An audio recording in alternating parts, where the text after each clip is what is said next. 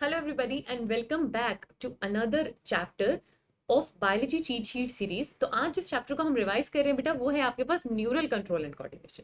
जो भी इस चैनल पर नए हैं या मुझे पहली बार देख रहे हैं, my name is Nitika Batra and I am your biology educator. और हम यहाँ पर एक बहुत अमेजिंग सीरीज कर रहे हैं, बायोलॉजी चीट शीट सीरीज, जिसमें आपकी एनसीईआरटी रिवाइज होती है लाइन बाय लाइन, लेकिन क्वेश्चंस के फॉर्म में। तो बिल्कुल डबल डबल फायदा है, क्वेश्चन प्रैक्टिस भी होती है, स्टेटमेंट बेस्ड क्वेश्चन सारे इसमें प्रैक्टिस हो जाते हैं और एनसीईआरटी की लाइन आपकी रिवाइज हो जाती है। एकदम लाइन बाय लाइन आप एनसीईआरटी रिवाइज कर लेते हो। तो शुरू करें। रूल आपको फॉलो करना है, मिस्टेक नोटबुक खोल के रखनी है ताकि गलतियां उसमें लिख लो, और इस पूरे रिवीजन के बाद आपको 10 मिनट लगे सिर्फ अपनी गलतियां रिवाइज करने में, है ना। तो शुरू करते हैं। पहले देखो question number 1। Coordination is considered as an important process in animal body because. Coordination एक इंपॉर्टेंट प्रोसेस क्यों है? क्योंकि वो होम्योस्टेसिस मेंटेन करता है, enable different organs to interact and function efficiently। जी हाँ, it ensures normal functioning of vital organs। सही बात है, सारे organs मिलकर यहाँ पर काम करेंगे और आपके पास coordination होगा। आंसर होगा all of these। आगे देखें, neural system with in human body provides. हमारे अंदर न्यूरल सिस्टम क्या दे रहा है? Chemical coordination through hormones? नहीं, हॉर्मोन्स न्यूरल सिस्टम कोई लेना देना नहीं। Point two point connection, electrical coordination, ये चीजें हमें न्यूरल सिस्टम प्रोवाइड करता है। आंसर होगा डी। आंसर होगा डी। आगे देखो question number 3। Neurons are specialized cells of nervous system in. Neurons आपको किस में देखने को मिलेंगे? Humans only? नहीं। Vertebrates only? नहीं। मोस्टली और animals including vertebrates and invertebrates? जी हाँ, ज्यादातर एनिमल्स में आपको न्यूरॉन्स देखने को मिल जाएंगे, वर्टिब्रेट्स में भी और कुछ इनवर्टिब्रेट्स में भी। Neurons in animals are capable of, क्या कर सकते हैं न्यूरॉन्स, किसके लिए केपेबल है? अच्छा, detecting various stimulus from the environment, stimulus को डिटेक्ट करते हैं, रिसीव करते हैं और ट्रांसमिट करते हैं सीएनएस को। एक लाइन में लिखा हुआ है एनसीईआरटी में, पहले डिटेक्ट करेंगे, है ना, रिसीव करेंगे और ट्रांसमिट करेंगे सीएनएस को। ये सारे काम आपके न्यूरॉन करते हैं। Processing various internal and external stimulus, processing का काम न्यूरॉन्स के पास नहीं है, सीएनएस के पास है ना। तो ये जो काम है ये न्यूरॉन के पास नहीं है। तो फर्स्ट और सेकेंड आपके पास करेक्ट है, तो आंसर क्या होगा? डी। 1 एंड 2 आपके पास करेक्ट है, तो आंसर क्या होगा? डी। आगे देखिए question number 5। The nervous system of hydra is composed of. Hydra के नर्वस सिस्टम में आपको क्या देखने को मिलेंगे? Network of neurons. Brain hydra के पास होता नहीं, ब्रेन हाइड्रा के पास होता नहीं, गैंग्लिया इंसेक्ट में, गैंग्लिया प्लेक्सस ये सब इंसेक्ट में देखने को मिलता है, हाइड्रा में नहीं। हाइड्रा में नेटवर्क ऑफ प्लेक्सस आएंगे, नेटवर्क ऑफ न्यूरॉन्स आएंगे, ठीक है।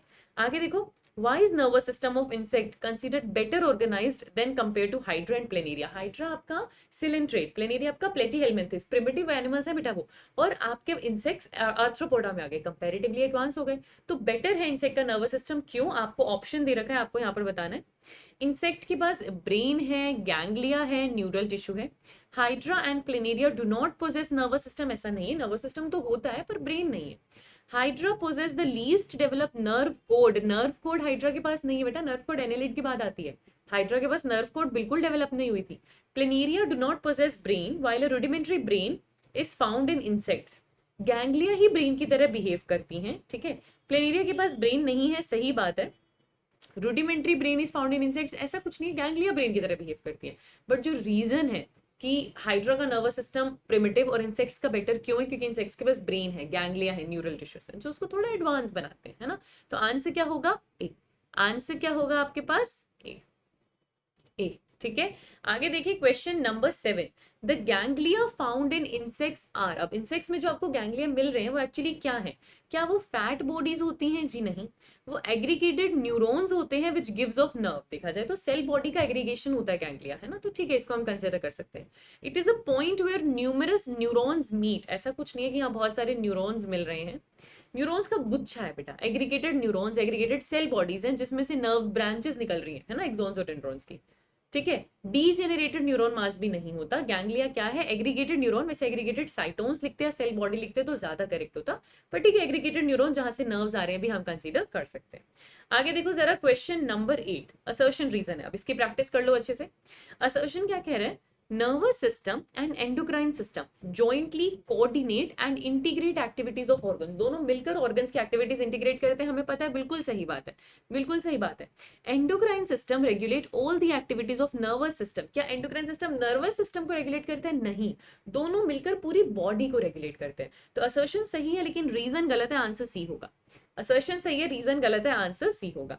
आगे देखिए क्वेश्चन नंबर 9, फिर से असर्शन रीजन आ रहा है। Neural organization become complex in vertebrates as compare to invertebrates. Vertebrates में थोड़ा कॉम्प्लेक्सिटी आपको देखने को मिलता है। Ganglion in insect act as brain, उसका सुप्राइसोफिजियल गैंग्लिया, कॉकरोच का याद है, सुप्राइसोफिजियल गैंग्लिया ही ब्रेन बनाता है, तो इंसेक्ट्स में गैंग्लिया ही ब्रेन बनाता है, ये बात बिल्कुल सही है। लेकिन क्या ये इसका करेक्ट एक्सप्लेनेशन है? नहीं। कहीं एक बात आर्थ्रोपोडा की हो रही है, इंसेक्ट की हो रही है, और कहीं आपको बता रहे हैं वर्टिब्रेट्स में कॉम्प्लेक्सिटी है, तो करेक्ट एक्सप्लेनेशन ये आपके पास नहीं है, आंसर बी होगा, आंसर बी होगा। ठीक है बेटा, आगे देखें, आगे देखें question number 10।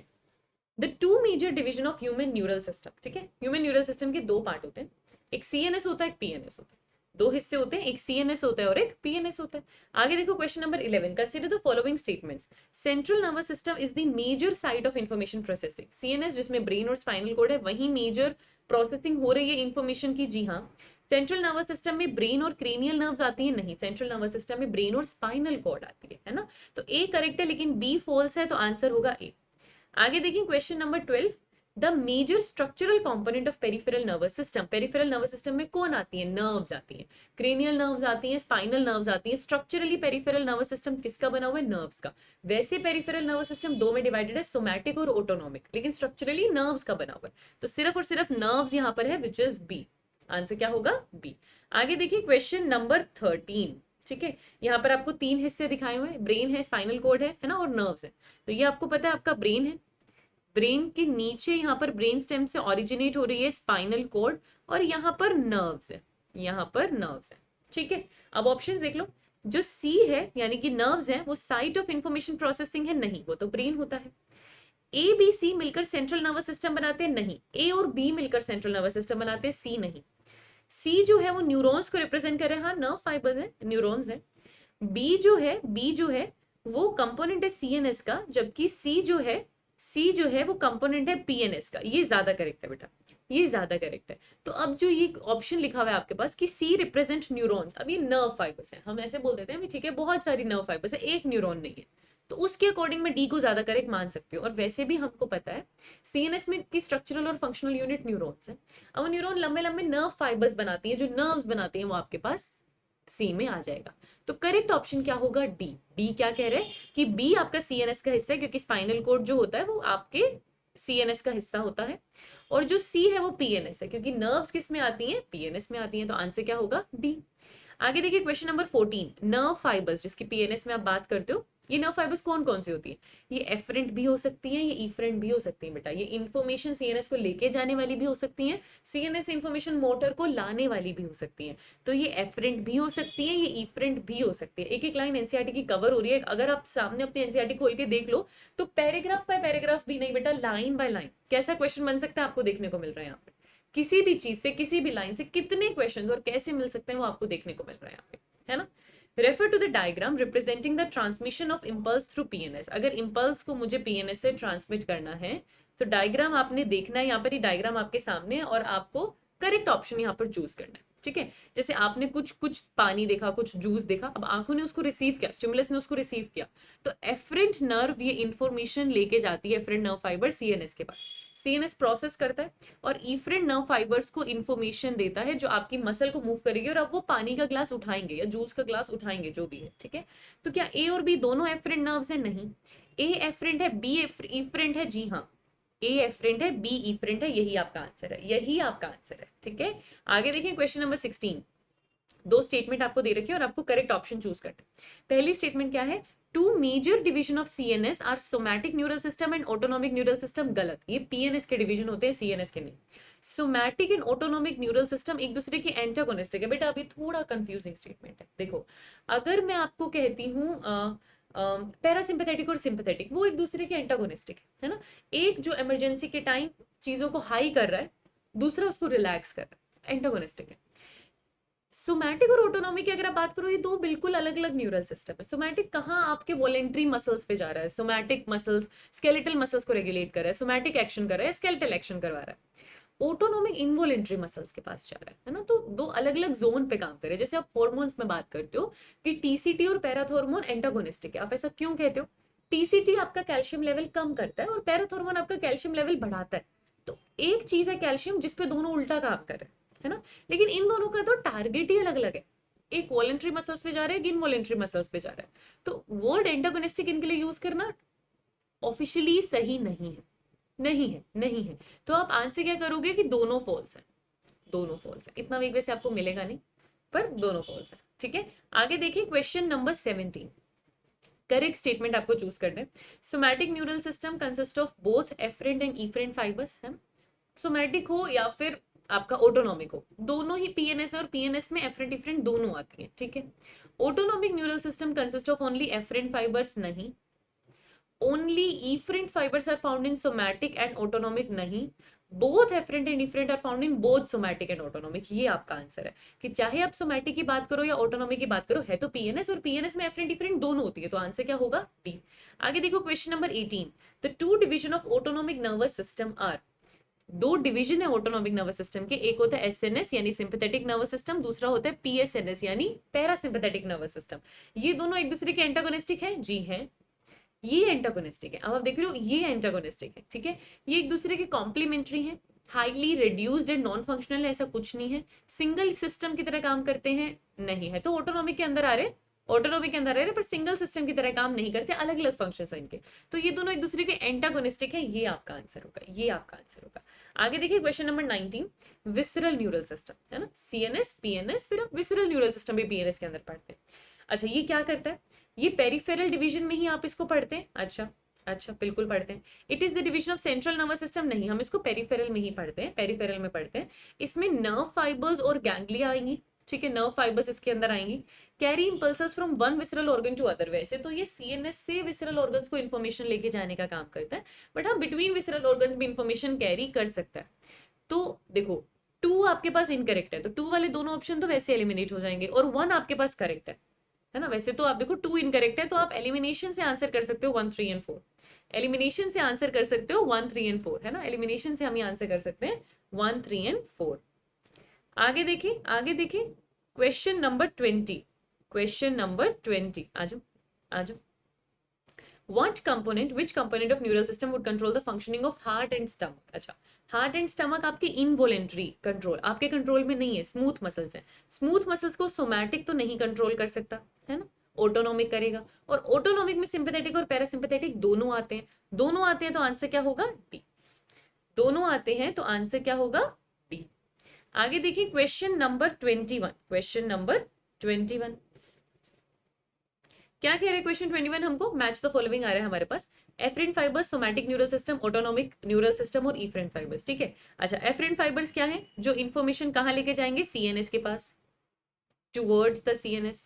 Somatic neural system किसको कंट्रोल करता है? वॉलेंट्री कंट्रोल्ड मसल्स को। Autonomic neural system involuntary muscles को। और इफरेंट फाइबर्स सीएनएस से अवे लेके जाने का काम करेगा, है ना, अवे लेके जाने का काम करेगा। तो आपके पास क्या आ रहा है? 4 3 1 2, आपके पास क्या आ रहा है? 4 3 1 2 सी होगा, 4 3 1 2 सी होगा।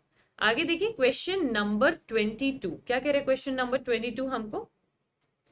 आइडेंटिफाई ए टू सी। अब ए टू सी आपको यहाँ पर दे रखा है और इसको हमको आइडेंटिफाई करना है, ठीक है। अच्छा पेरिफेरल नर्वस सिस्टम में 2 आते हैं, एक सोमैटिक नर्वस सिस्टम आता है और एक ऑटोनॉमिक नर्वस सिस्टम आता है। Somatic nervous system skeletal muscles पे जाएगा। ऑटोनॉमिक नर्वस सिस्टम के 2 हिस्से होते हैं, sympathetic nervous system and parasympathetic nervous system.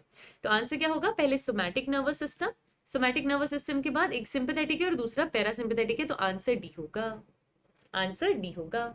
आगे देखिए क्वेश्चन नंबर 23, क्या कह रहे हैं क्वेश्चन नंबर 23? असर्शन रीजन है आपके सामने। A person would not be able to perceive hot और cold sensation if afferent fibres of PNS are degenerated in him, ठीक है। अगर उसके एफरेंट फाइबर्स को आप डीजेनरेट कर दो तो वो पर्सन हॉट और कोल्ड सेंसेशन को परसीव नहीं कर पाएगा, ये कह रहे हैं आपको। सही बात है, क्योंकि एफरेंट फाइबर्स इंफॉर्मेशन सीएनएस को लेके जाती हैं। All the efferent nerve fibres are motor nerves, नहीं, दे आर सेंसरी नर्व्स। वो इन्फॉर्मेशन लेके जाती हैं, वो सेंसरी नर्व्स है। तो असर्शन करेक्ट है बट रीजन करेक्ट नहीं है, तो आंसर क्या होगा? सी। असर्शन ट्रू है बट रीजन फॉल्स है, आंसर क्या होगा? सी। आगे देखिए जरा question number 24, question number 24, assertion autonomic nervous system is controlled voluntarily by humans, voluntarily by humans। autonomic nervous system involuntary होता है, voluntary नहीं होता, गलत है। all the muscular activities are inhibited by sympathetic nervous system।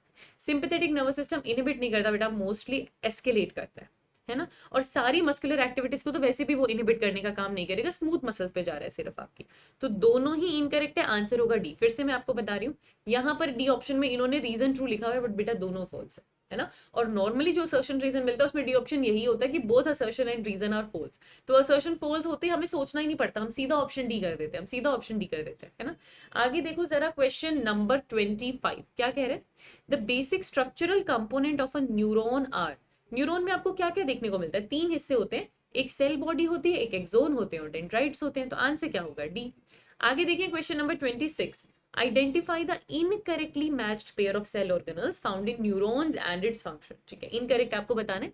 Nucleus में DNA है, mitochondria energy production करेगा, Golgi apparatus protein synthesis नहीं करता, राइबोसोम करते हैं। तो सेल वाले चैप्टर में पढ़ा था हमने, लाइसोसोम न्यूरॉन का स्कैवेंजर है। जी हाँ, लाइसोसोम स्कैवेंजर का ही काम करेगा ना बेटा अगर वो प्रेजेंट है तो गोल्गी अपैरेटस प्रोटीन नहीं बनाता, ये आपके पास इनकरेक्ट है। 27 देखो, neuron differ from a typical cell because of the presence of. कोई नॉर्मल सेल से न्यूरॉन अलग क्यों है, न्यूक्लियोलस तो हर सेल के पास होता है। निसल ग्रैन्यूल्स, ये आपके आंसर है कि कुछ ग्रैन्युलर स्ट्रक्चर न्यूरॉन की सेल बॉडी और डेंड्राइट्स में प्रेजेंट होता है, ये निसल ग्रैन्यूल्स, और ये सिर्फ न्यूरॉन में होता है और किसी सेल में आपको देखने को नहीं मिलता। बाकी सेल्स में आपको प्रोटीन बनाने वाली मशीनरी और माइक्रोफिलामेंट मिल जाएंगे, बट निसल ग्रैन्यूल नहीं मिलेगा, है ना।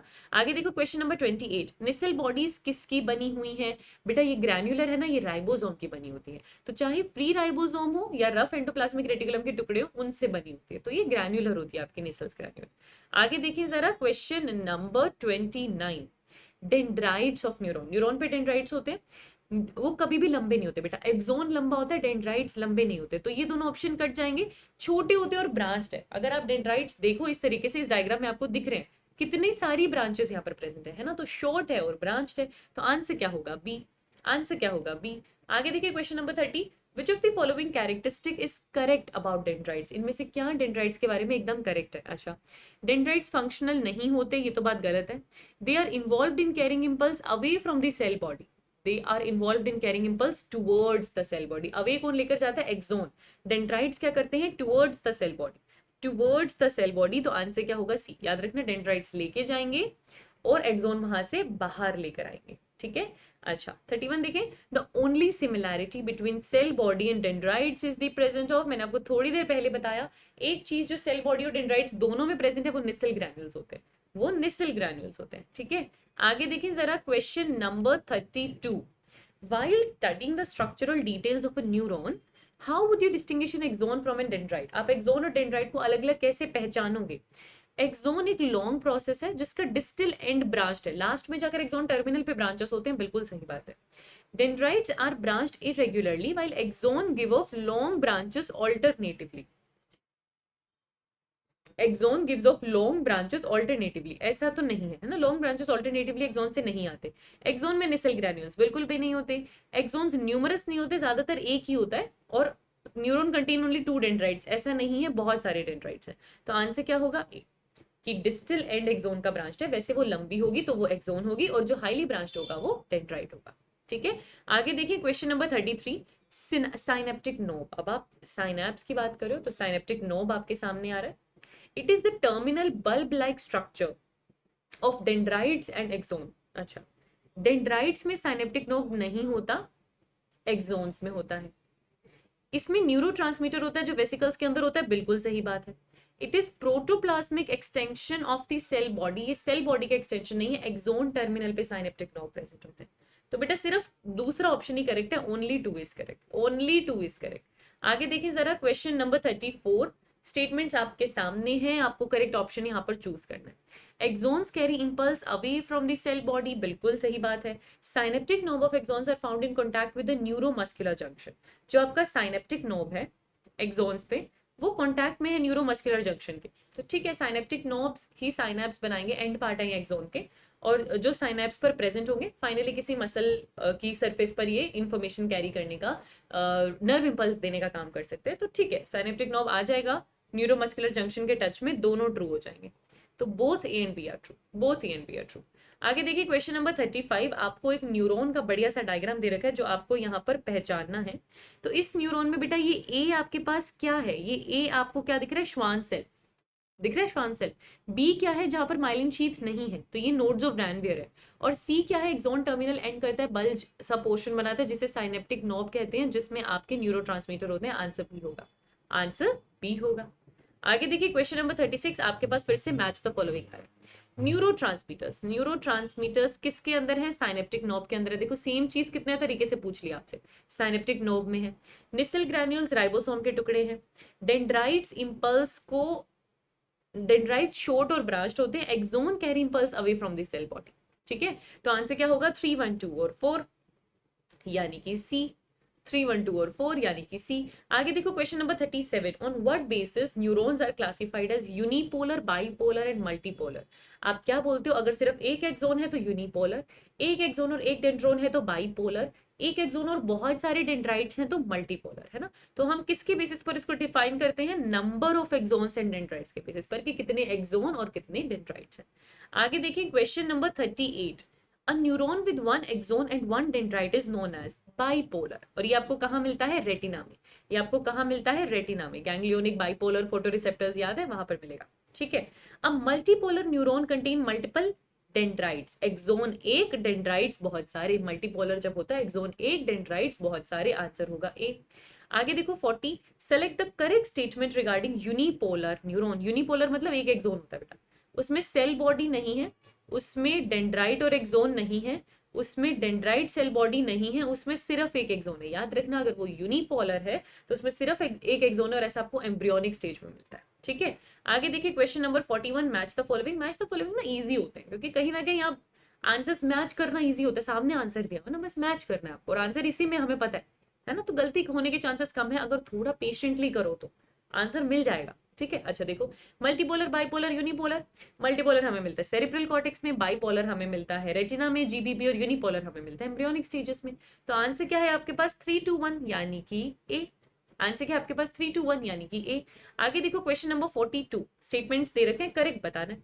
Myelinated, non myelinated are differentiated on the basis of types of neurons. बेटा ये दोनों टाइप्स ऑफ न्यूरॉन्स हैं, बिल्कुल सही बात है। On the basis of type of neuron, on the, हाँ वैसे तो ये टाइप्स ऑफ न्यूरॉन ही है, एक न्यूरॉन माइलिनेटेड है, दूसरा न्यूरॉन नॉन माइलिनेटेड है, but actually types of axon है कि किसके एक्सोन पे माइलिन शीथ है और किसके एक्सोन पे माइलिन शीथ नहीं है। तो ज्यादा करेक्ट बेसिस पे पूछा जाता तो टाइप ऑफ एक्सोन्स पूछा जाना चाहिए था। हाँ ये दोनों टाइप ऑफ न्यूरॉन्स भी हैं, बहुत वेग सी स्टेटमेंट है ये, क्योंकि एक्सोन क्या है, देखिए न्यूरॉन का ही पार्ट है, तो काफी वेग सी स्टेटमेंट है, बट आई स्टिल बिलीव कि टाइप जो है on the basis of axon होना चाहिए था आपके पास। ह्यूमंस में क्या सिर्फ माइलिनेटेड न्यूरॉन होते हैं, ऐसा तो नहीं है, ऐसा तो नहीं है, ऐसा तो नहीं है। तो आंसर क्या होना चाहिए, ए ट्रू है, बी फॉल्स है, आंसर ए होना चाहिए, आंसर ए होना चाहिए। तो थोड़ा ये दिमाग लगाने वाला क्वेश्चन था। ठीक है, टाइप्स ऑफ न्यूरॉन ये जरूर है, बट बेसिस इसका टाइप ऑफ न्यूरॉन नहीं है ना। टाइप्स ऑफ एक्सोन्स के बेसिस पर दो तरीके के न्यूरॉन्स आते हैं, है ना।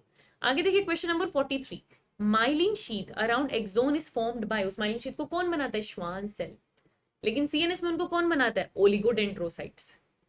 ठीक है, तो आंसर क्या होगा आपके पास, श्वान सेल्स एंड ओलिगोडेंड्रोसाइट। ये रहा हमारा ऑप्शन सी, ये रहा हमारा आंसर ऑप्शन सी। आगे देखो 44, नोड्स ऑफ रैनवियर। देखे थे ना, जहां पर माइलिन शीथ नहीं है वो नोड्स ऑफ रैनवियर है। आंसर पहले सोच लिया करो दिमाग में, ठीक है, थोड़ा इजी होता है पहुंचना आंसर पर।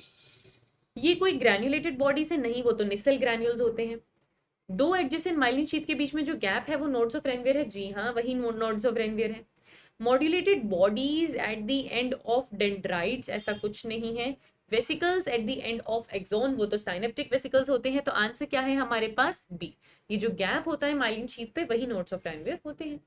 आगे देखो, the myelinated neurons are found in, myelinated neurons आपको मिलेंगे क्रेनियल एंड स्पाइनल नर्व्स में, है ना, लिखा हुआ है एनसीईआरटी में कि जो माइलिनेटेड न्यूरॉन्स है वो आपको ज्यादातर क्रेनियल और स्पाइनल नर्व्स में देखने को मिलते हैं, और जो नॉन माइलिनेटेड है वो आपको सोमैटिक और ऑटोनॉमिक न्यूरल सिस्टम में देखने को मिलता है। हालांकि सोमैटिक ऑटोनॉमिक न्यूरल सिस्टम भी पीएनएस है और क्रेनियल स्पाइनल नर्व्स भी पीएनएस है, बट इस तरीके से लिखा हुआ है और हमने क्वेश्चंस भी देखे। ठीक है, तो माइलिनेटेड आपको क्रेनियल और स्पाइनल नर्व्स में देखने को मिलेगा। आगे देखिए जरा क्वेश्चन नंबर 46, स्टेटमेंट्स आपको दे रखे हैं और आपको करेक्ट ऑप्शन यहाँ पर चूज करना है। Unmyelinated nerve fibres are commonly found in cranial nerves. Unmyelinated आपको कहाँ मिल रहा है, सोमैटिक और ऑटोनॉमिक न्यूरल सिस्टम में। क्रेनियल नर्व में आपको क्या मिलते हैं, माइलिनेटेड, तो ये गलत हो गया। Unmyelinated nerve fibers transmit impulse at slower rate, अगर उस पर माइलिन शीथ नहीं है तो रेट ट्रांसमिशन का थोड़ा स्लो हो जाएगा, ये बात सही है बेटा। माइलिनेटेड बहुत फास्टली ट्रांसमिट कर सकते हैं इंपल्स, ठीक है, तो ए फॉल्स है लेकिन बी ट्रू है।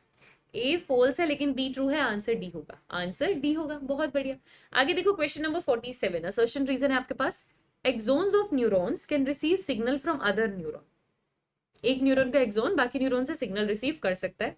Multipolar neuron contains numerous axons. Multipolar neurons में एक एक्सोन, बहुत सारे डेंड्रोन, बहुत सारे एक्सोन नहीं। तो ए ट्रू है लेकिन बी फॉल्स है, असर्शन ट्रू है, रीजन फॉल्स है, आंसर सी होगा, आंसर सी होगा। आगे देखिए क्वेश्चन नंबर 48, असर्शन क्या है? The speed of nerve impulse along axon would slow down in the absence of Schwann cell. अगर श्वान सेल नहीं है तो माइलिन शीथ नहीं है, माइलिन शीथ नहीं है तो स्पीड जो है वो थोड़ी सी कम हो जाएगी। सही बात है, सही बात है। Schwann cells are abundantly found in the cell bodies of neuron, नहीं एक्सोन्स बेटा। सेल बॉडी साइटोन को कहते हैं, श्वान सेल कहाँ मिलते हैं? एक्सोन में। तो फिर से देखो असर्शन ट्रू है, रीजन फॉल्स है, आंसर सी होगा, फिर से आंसर सी होगा। आगे देखें क्वेश्चन नंबर 49। इनकरेक्ट स्टेटमेंट आपको बताना है। Neurons possess the excitability due to their polarized membrane. बिल्कुल एनसीईआरटी का स्टेटमेंट है बेटा कि न्यूरॉन्स में एक्साइटेबिलिटी होती है क्योंकि ये नॉर्मली पोलराइज्ड रहते हैं, इनके मेम्ब्रेन पोलराइज्ड है तभी तो एक्साइट हो सकते हैं। सही बात है। Neuronal membrane contain different type of ion channel, potassium का भी है, सोडियम का भी है, पंप भी है। सही बात है। A resting neuron is not permeable to any ion. गलत बात है, resting neuron is more permeable to sodium ions, है ना? Sorry, a resting neuron is more permeable to potassium ions and not permeable to sodium ion. It is more permeable to potassium ion. During polarized state, यानी resting state की ही बात हो रही है ना? Conduction of nerve impulse does not occur along axonal membrane, ऐसा तो नहीं है।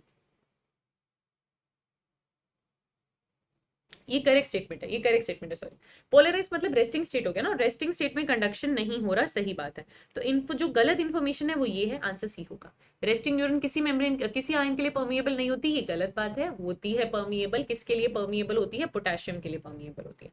आगे देखिए question number 50, the potential difference across N axonal membrane during rest is maintained by sodium and potassium. बेटा जो डिफरेंस है वो सोडियम पोटेशियम पंप ने बना रखा है ना, सोडियम पोटेशियम आयंस का जो डिफरेंसेस है उसी की वजह से रेस्टिंग मेम्ब्रेन पोटेंशियल मेंटेन रहता है। अगर मैं बोलूँ रेस्टिंग मेम्ब्रेन पे कैसा है, अंदर की तरफ एक नेगेटिव चार्ज है, बाहर की तरफ एक पॉजिटिव चार्ज है। तो इस टाइम आपकी जो मेम्ब्रेन है पोटेशियम आयंस के लिए ज्यादा परमिएबल है, सोडियम के लिए कम। तो सोडियम बाहर ज्यादा है, पोटेशियम अंदर ज्यादा है, अंदर नेगेटिवली चार्ज प्रोटीन ज्यादा है। सोडियम पोटेशियम पंप है, वो पंप भी क्या करता है? वो पंप 3 सोडियम बाहर भेजता है, 2 पोटेशियम अंदर लाता है। 3 सोडियम बाहर भेजता है, 2 पोटेशियम अंदर लाता है, अंदर नेगेटिव चार्ज आता है। तो ये जो भी डिफरेंस क्रिएट हुआ मेनली सोडियम और पोटेशियम की वजह से ही क्रिएट होता है। आगे देखिए 51, द रेस्टिंग एक्सोनल मेम्ब्रेन। तो अभी मैंने आपको बताया सोडियम के लिए परमिएबल नहीं है पर पोटेशियम के लिए परमिएबल है। ठीक है, तो ये इनकरेक्ट हो जाएगा, ये करेक्ट हो जाएगा। Impermeable to negatively charge proteins of axoplasm. Impermeable to negatively charge proteins of axoplasm. हाँ, एक्सोप्लाज्म के अंदर जो नेगेटिवली चार्ज प्रोटीन है उनके लिए ये परमिएबल नहीं है, उनको ये बाहर नहीं जाने देना चाहता। नेगेटिवली चार्ज प्रोटीन्स को, नेगेटिवली चार्ज प्रोटीन्स को अंदर ही रखना चाहता है। सही बात है। तो कौन कौन सा करेक्ट है? फर्स्ट और थर्ड करेक्ट है, आंसर डी होगा। फर्स्ट और थर्ड करेक्ट है, आंसर डी होगा। आगे देखो क्वेश्चन नंबर 52, स्टेटमेंट्स है, करेक्ट आपको बताना है। रेस्ट पे axoplasm inside the axon contain low concentration of potassium. नहीं बेटा, नहीं बेटा, अंदर पोटेशियम का कंसेंट्रेशन ज्यादा है। पोटेशियम के लिए ज्यादा परमिएबिलिटी थी ना, तो अंदर पोटेशियम का कंसेंट्रेशन ज्यादा है। याद रखना है आपको ये बात। रेस्टिंग टाइम पे इनसाइड एक्सोन अगर आप देखोगे तो पोटेशियम ज्यादा है, नेगेटिवली चार्ज प्रोटीन भी ज्यादा है, सोडियम कम है, और डीपोलराइज्ड में इसका जस्ट उल्टा हो जाएगा। ठीक है, तो रेस्टिंग के टाइम में अंदर पोटेशियम ज्यादा है, सोडियम कम है और नेगेटिवली चार्ज प्रोटीन ज्यादा है। तो क्या रेस्टिंग में पोटेशियम कम है? नहीं, ये तो गलत हो जाएगा। The concentration gradient across axonal membrane is generated due to different concentration of sodium and potassium. बिल्कुल, जो पोटेंशियल डिफरेंस आता है वो सोडियम पोटेशियम कंसेंट्रेशन से आता है। तो ए फॉल्स है लेकिन बी ट्रू है, आंसर होगा सी, आंसर होगा सी। आगे देखिए question number 53, when a neuron is not conducting any impulse, यानी कि वो रेस्ट कर रहा है, एक्सोनल मेम्ब्रेन क्या होगी? Comparatively more permeable to potassium. Resting के टाइम में it is more permeable to potassium and impermeable to sodium. बिल्कुल सही बात है। Impermeable to negatively charge protein, बिल्कुल सही बात है, दोनों स्टेटमेंट एकदम करेक्ट है। नेगेटिवली चार्ज प्रोटीन को बाहर नहीं जाने देता, सोडियम के लिए परमेबिलिटी है नहीं, पोटेशियम के लिए परमेबिलिटी ज्यादा होती है। ठीक है, आगे देखिए क्वेश्चन नंबर 54। देखो एक ही चीज आपसे कितनी बार कितनी अलग तरीके से पूछी गई, तो अब तो याद हो जानी चाहिए, है ना? आगे देखिए, in resting axonal membrane both outside and inside are positively charge, resting membrane ऐसी दिखती है, अंदर नेगेटिव बाहर पॉजिटिव, तो बोथ वाली चीज तो होगी नहीं। Outside positively charge, inside negatively charge, C होगा। Outside positively charge, inside negatively charge, C होगा। आगे देखिए question number 55, match the following आपके पास फिर से यहाँ पर आ रहा है। Sodium ion during resting stage, resting stage पे जो सोडियम आयन है वो बाहर ज्यादा होंगे, रेस्टिंग स्टेज पे सोडियम आयन बाहर ज्यादा होंगे, अंदर कम होंगे, और पोटेशियम आयन अंदर ज्यादा होते हैं, बाहर कम। मोर इनसाइड लेस आउटसाइड लिखना चाहिए था, एक ही ऑप्शन मुझे गलती से है बेटा, ये आउटसाइड होगा, ये पोटेशियम आयन अंदर ज्यादा रेस्टिंग स्टेज में और बाहर जो है वो कम है। एक्शन पोटेंशियल डीपोलराइज्ड मेम्ब्रेन होती है, रेस्टिंग मेम्ब्रेन को पोलराइज्ड मेम्ब्रेन बोलते हैं। तो आंसर क्या होगा 2 1 3 4, यानी कि बी, यानी कि बी। आगे देखिए question number 56, what change would you find in a polarized membrane, यानी रेस्टिंग। पहले तो आपको ये समझ में आना चाहिए कि रेस्टिंग की बात हो रही है, ठीक है। After a stimulus is applied at a particular point P, जिस पॉइंट पे आपने स्टिमुलस दिया, होल मेम्ब्रेन बिकम इम्पर्मिएबल, नहीं, उस पॉइंट पी, पहली बात तो सिर्फ पॉइंट पी पे चेंज आएगा, और चेंज क्या आएगा, जैसे स्टिमुलस वहां पे रिसीव होगा। अभी रेस्टिंग स्टेज के अंदर क्या था, पोटेशियम के लिए परमेबिलिटी ज्यादा थी, सोडियम के लिए कम थी, लेकिन अब उस पर्टिकुलर पॉइंट पर सोडियम की परमेबिलिटी बढ़ जाएगी बेटा। तो at point P membrane allows movement of sodium and potassium equally, नहीं, membrane becomes permeable to sodium ion. अब आपको अंदर की तरफ पॉजिटिव चार्ज लाना है, तो सोडियम के लिए परमेबिलिटी बढ़ानी पड़ेगी, तो उस पर्टिकुलर पॉइंट पी पे सोडियम चैनल्स की परमेबिलिटी बढ़ जाएगी, और यही आपका आंसर है। आगे देखिए question number 57, a depolarized axonal membrane contain, depolarized है मतलब उसके पास एक्शन पोटेंशियल है, तो equal amount of sodium and potassium inside and outside the cell, नहीं। डीपोलराइज का मतलब है बेटा अंदर की तरफ पॉजिटिव चार्ज है, बाहर की तरफ नेगेटिव चार्ज है, तो इस केस में अंदर सोडियम ज्यादा होता है, बाहर पोटेशियम ज्यादा होता है, ठीक है। तो इक्वल सोडियम पोटेशियम वाली बात तो होगी नहीं।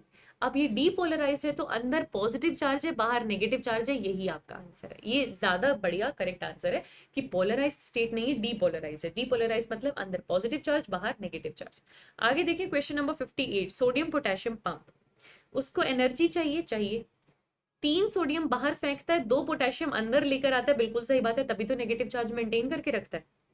अगेंस्ट द कंसेंट्रेशन ग्रेडियंट है, जी हाँ, और रेस्टिंग मेम्ब्रेन पोटेंशियल मेंटेन करने का काम करता है, बिल्कुल सारे करेक्ट है। सारी चीजें इस पंप के बारे में एकदम करेक्ट, और सारी कवर भी हो गई जितनी एनसीईआरटी में थी, ठीक है। आगे देखो जरा क्वेश्चन नंबर 59, स्टेटमेंट आपके सामने है, करेक्ट आपको बताना है। Stimulus induced increased permeability of sodium, stimulus आया, सोडियम की परमेबिलिटी बढ़ गई, क्या इसी तरीके से एक्शन पोटेंशियल कंडक्ट होता है? होता है। Increased permeability to potassium ion help to restore the resting membrane potential, जी हाँ, क्योंकि रेस्टिंग पोटेंशियल के टाइम ही पोटेशियम की परमेबिलिटी ज्यादा होती है और अंदर एक नेगेटिव चार्ज क्रिएट होता है। दोनों स्टेटमेंट एकदम करेक्ट है बेटा, आंसर क्या होगा बी। दोनों स्टेटमेंट एकदम करेक्ट है, आंसर क्या होगा बी। फिर से मैच द फॉलोइंग आ रहा है आपके पास, देखो यहाँ पे साइनेप्टिक वेसिकल्स, साइनेप्टिक वेसिकल्स में न्यूरोट्रांसमीटर भरा हुआ है, receptors of post synaptic membrane neurotransmitter से बाइंड करेंगे। इलेक्ट्रिकल साइनेप्स ह्यूमन में काफी रेयर है और केमिकल साइनेप्स में स्लो कंडक्शन होता है। तो आंसर क्या होगा 2 1 3 4, आंसर क्या होगा 2 1 3 4 ए, आंसर क्या होगा ए, पहला ही ऑप्शन 2 1 3 4 आपके पास आ रहा है। नेक्स्ट देखो, विच of the following sets of structure constitute a synapse, synapse किस किस का मिलकर बना है? 3 चीजें होती हैं साइनैप्स में, pre synaptic membrane, post synaptic membrane और बीच में आता है एक साइनेप्टिक क्लेफ्ट, ठीक है। तो 3 चीजें होती हैं यहाँ पर, आंसर क्या होगा डी, आंसर क्या होगा बेटा डी। आगे देखिए question number 62, during an action potential impulse is conducted along the exons, सही बात है, एक्सोन्स के अलोंग इम्पल्स जाएगा। सोडियम आयंस मूव आउटवर्ड्स, बेटा एक्शन पोटेंशियल जब जनरेट होता है सोडियम की परमेबिलिटी ज्यादा होती है और सोडियम अंदर आता है, तो ये तो गलत है, बाहर तो नहीं जाता। Permeability to potassium ion decrease, सही बात है, रेस्टिंग के टाइम पोटेशियम की परमेबिलिटी ज्यादा है, बट एक्शन पोटेंशियल के टाइम परमेबिलिटी पोटेशियम की डिक्रीज हो जाएगी। तो 1 एंड 3 करेक्ट है, आंसर सी होगा, 1 एंड 3 करेक्ट है, आंसर सी होगा। आगे देखिए जरा question number 63, synapse is a junction between, synapse किसके बीच का जंक्शन है? 2 न्यूरॉन्स के बीच में होता है, 2 न्यूरॉन्स के बीच में होता है। आगे देखो इनकरेक्ट बताने, सर्कल कर लो। Synaptic cleft is not necessarily found between all neurons, सही बात है, कुछ केमिकल साइनेप्स भी तो होते हैं, उनमें क्लेफ्ट नहीं होता। At synapse, impulse travel along single direction, that is from pre-synaptic to post-synaptic, एक डायरेक्शन में जाता है। इलेक्ट्रिक साइनेप्स बॉडी में रेयर है। केमिकल साइनेप्स फास्टर नहीं है बेटा, थोड़े स्लोअर है, इलेक्ट्रिक साइनेप्स ज्यादा फास्ट होते हैं, तो ये गलत है, ये गलत है। आगे देखिए question number 65, chemical found in synaptic cleft, synaptic cleft में जो केमिकल्स रिलीज होते हैं वो आपके न्यूरोट्रांसमीटर है, उसको पोस्ट साइनेप्टिक मेम्ब्रेन के रिसेप्टर रिसीव करते हैं और एक्शन पोटेंशियल आगे जाता है। आगे देखो क्वेश्चन नंबर 66, स्टेटमेंट दे रखे हैं, करेक्ट आपको बताने हैं। Neurotransmitter help in transmission of impulse at chemical synapse, बिल्कुल सही बात है। Neurotransmitter have no role in electric synapse, ये भी बिल्कुल सही बात है। इलेक्ट्रिक साइनेप्स में न्यूरोट्रांसमीटर का कोई काम नहीं बेटा। तो दोनों स्टेटमेंट करेक्ट है, दोनों ही स्टेटमेंट करेक्ट है, आंसर होगा डी, आंसर होगा डी। आगे देखिए 67, the neurotransmitter filled synaptic vesicles are found in. Synaptic vesicles आपको कहाँ मिलते हैं? एक्सोन टर्मिनल में, एकदम एक्सोन टर्मिनल में जो साइनेप्टिक नोब्स हैं उनके अंदर साइनेप्टिक वेसिकल्स है, उस वेसिकल्स में न्यूरोट्रांसमीटर फिल किए जाते हैं। तो ये वेसिकल्स कहाँ है? एक्सोन टर्मिनल पे, आंसर क्या होगा? सी। आगे देखिए 68, एक डायग्राम आपको दे रखा है, एक्सोन टर्मिनल आपको दिख रहा है, साइनेप्स आपको दिख रहा है, तो दो करेक्ट लेबल्स आपको बता रहे हैं, ठीक है। ध्यान से देखो बेटा, इस ऑप्शन में क्या कह रहे हैं कि बी रिसेप्टर है, अब यहाँ पर आपको बी क्या दिख रहा है? बी न्यूरोट्रांसमीटर है बेटा, ई रिसेप्टर है, तो ये तो गलत हो गया। यहाँ पर आप देख सकते हो ना, ये इस मेम्ब्रेन पर रिसेप्टर है, तो ये जो ई आपको दिख रहा है ये रिसेप्टर है, बी तो अंदर भरा हुआ न्यूरोट्रांसमीटर है, तो ये गलत हो गया। फिर देखो, ए को इन्होंने साइनेप्टिक वेसिकल कहा है, सही कहा है। ई को इन्होंने रिसेप्टर कहा है, सही कहा है, बिल्कुल सही आंसर बी होगा, बिल्कुल सही आंसर बी होगा। फिर भी आप आगे देख लो, सी को इन्होंने पोस्ट साइनेप्टिक मेम्ब्रेन कहा है, डी को इन्होंने पोटेशियम आयंस कहा है। डी पोटेशियम आयन नहीं है बेटा, डी पोटेशियम आयन नहीं है, न्यूरोट्रांसमीटर है, ठीक है। डी सोडियम आयंस भी नहीं है, तो आंसर बी ही होगा। आगे देखिए question number 69, to release the neurotransmitter synaptic vesicles, neurotransmitter release करने के लिए साइनेप्टिक वेसिकल्स का क्या होता है? वो अपनी प्री साइनेप्टिक मेम्ब्रेन पर जाकर फ्यूज करते हैं और न्यूरोट्रांसमीटर रिलीज होते हैं, वो बर्स्ट ओपन नहीं करते। हाँ, उनको स्टिमुलेशन चाहिए एक्शन पोटेंशियल से, ये बात सही है। लाइसोसोम इन्हें डाइजेस्ट भी नहीं करता, बस ये जाकर मेम्ब्रेन से खुद फ्यूज हो जाते हैं बेटा और न्यूरोट्रांसमीटर रिलीज हो जाता है, तो only 2 is correct, only 2 is correct, ठीक है। आगे देखिए क्वेश्चन नंबर 70, जो रिसेप्टर साइट है न्यूरोट्रांसमीटर की वो कहां पर है? पोस्ट साइनेप्टिक मेम्ब्रेन पर। अभी आपने देखा रिसेप्टर कहां है? पोस्ट साइनेप्टिक मेम्ब्रेन पे। आगे देखिए 71, the opening of ion channels on post synaptic membrane generate either excitatory और इनहिबिटरी। वो न्यूरोट्रांसमीटर जब जाएगा पोस्ट साइनेप्टिक मेम्ब्रेन पे, वो उसको एक्साइट भी कर सकता है, इनहिबिट भी कर सकता है, तो वो दोनों ही तरीके का पोटेंशियल डेवलप कर सकता है, आंसर होगा सी। आगे देखो 72, assertion reason, neurons are excitable cells because the membrane of neurons remain in polarized state. एक लाइन में दिया हुआ है एनसीईआरटी में, स्टार्टिंग में जहां पर आपका इंपल्स आता है, एक्शन पोटेंशियल जनरेशन आता है, कि न्यूरॉन एक्साइटेबल सेल्स हैं, क्यों? क्योंकि इसकी मेम्ब्रेन पोलराइज्ड है, तो बिल्कुल सही है और बिल्कुल सही रीजन भी है बेटा, एकदम करेक्ट रीजन भी है। आगे देखो 73, असर्शन रीजन आ रहा है, रेस्टिंग एक्सोनल मेम्ब्रेन के पास पॉजिटिव चार्ज बाहर होता है, बिल्कुल सही बात है, अंदर नेगेटिव होता है, बाहर पॉजिटिव होता है। Concentration of potassium ion is higher outside the axonal membrane at rest, फिर से गलत बात, रेस्ट में अंदर पोटेशियम ज्यादा, रट्टा मार लो इस चीज को, रेस्ट में अंदर पोटेशियम ज्यादा, तो जस्ट उल्टा डिपोलराइज्ड में होगा, रेस्ट में अंदर पोटेशियम ज्यादा, रेस्ट में अंदर पोटेशियम ज्यादा, याद रखो इसको। तो रेस्ट में अंदर पोटेशियम आयन, आउटसाइड नहीं इनसाइड ज्यादा है, तो ये गलत हो जाएगा, तो असर्शन ट्रू, रीजन फॉल्स, सी। आगे देखिए क्वेश्चन नंबर 74, साइनेप्टिक क्लेफ्ट के बारे में पूछ रहे हैं। साइनेप्टिक क्लेफ्ट क्या है? It is the point of fusion of pre and post synaptic membrane, बिल्कुल गलत। अगर सोचो प्री साइनेप्टिक मेम्ब्रेन और पोस्ट साइनेप्टिक मेम्ब्रेन फ्यूज ही हो गई तो स्पेस ही नहीं बचेगा, और साइनेप्टिक क्लेफ्ट आप उसी स्पेस को कहते हो, तो ये तो गलत हो जाएगा। रीजन क्या है? Impulse transmission across chemical synapse is faster than electrical synapse, ये भी बिल्कुल गलत है बेटा, इलेक्ट्रिकल साइनेप्स ज्यादा फास्टर होता है, तो दोनों गलत है। फिर से देखो इन्होंने ट्रू लिखा हुआ है, बट आपको जो एग्जाम में मिलेगा दोनों फॉल्स वाला ही मिलेगा, चिंता मत करना, ठीक है। आगे देखिए question number 75, question number 75, consider the following statements और करेक्ट ऑप्शन आपको बताना है। ब्रेन जो है वो सेंट्रल कंट्रोल सिस्टम है हमारी पूरी बॉडी का, जी हाँ, डायरेक्टर है पूरी बॉडी का। ब्रेन वॉलेंट्री मूवमेंट भी कंट्रोल कर सकता है और वाइटल इनवॉलेंट्री ऑर्गन्स भी कंट्रोल कर सकता है, स्वाहा, बिल्कुल सही, एकदम सही, दोनों बिल्कुल सही है, दोनों बिल्कुल सही है। आगे देखो इनकरेक्ट बताना है, इनकरेक्ट बताना है, याद रखो दिमाग में, ब्रेन में याद रखो, इनकरेक्ट बताना है। ब्रेन को स्कल ने प्रोटेक्ट किया हुआ है, किया हुआ है। Human brain thermo regulation regulate कर सकता है, सर्केडियन रिदम रेगुलेट कर सकता है, कर सकता है। स्कल के अंदर ह्यूमन के पास 2 क्रेनियल मेनिंजेस है, आ गया ना गलत, 3 है। कितनी मेनिंजेस या मेम्ब्रेन है? 3, जिसका क्या शॉर्ट फॉर्म होता है, क्या ट्रिक होता है याद करने का? डैप, डैप, ड्यूरा मैटर, एरिकनॉइड और पाया मैटर, जैसे ये डैप होता है ना, ये डैप होता है, इसको याद रखना। Processing of vision and speech occur in human brain, बिल्कुल सही बात है, तो इनकरेक्ट क्या हुआ? सी। क्योंकि 2 नहीं है, 3 मेनिंजेस है।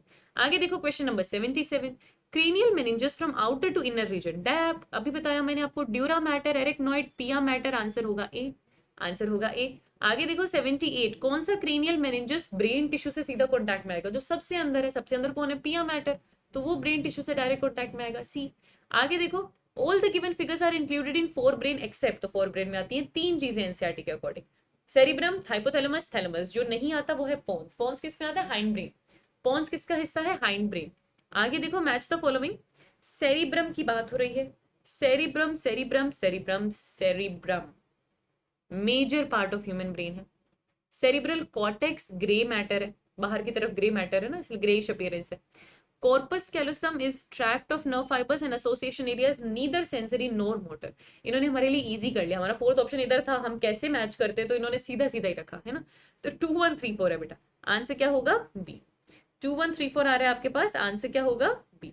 आगे देखिए question number 81, the two longitudinal, ये क्वेश्चन दिख रहा है, the two longitudinal cerebral hemisphere, ये रहा, एक ये रहा और एक ये रहा, ठीक है, किससे कनेक्टेड है, कॉर्पस कैलोसम से, बीच में एक ट्रैक्ट ऑफ नर्व फाइबर आती है जिसको आप बोलते हो कॉर्पस कैलोसम, आंसर होगा सी।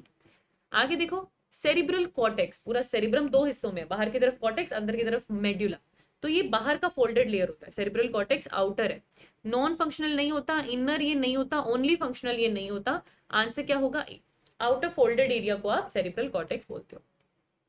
करेक्ट स्टेटमेंट बताना है सेरिब्रल कॉर्टेक्स के बारे में, व्हाइट है बिल्कुल नहीं, बाहर की तरफ ग्रे है सेरिब्रल कॉर्टेक्स, तो व्हाइट वाले दोनों ऑप्शन कट हो जाएंगे, ग्रे है, ग्रे है, और ग्रे क्यों है, क्योंकि बहुत सारी सेल बॉडीज है, ग्रेश अपीयरेंस सेल बॉडीज की वजह से आता है, व्हाइटिश अपीयरेंस एक्सोन्स की वजह से आता है, ग्रेश अपीयरेंस सेल बॉडीज की वजह से आता है, याद रखना, आंसर होगा सी, आंसर होगा सी।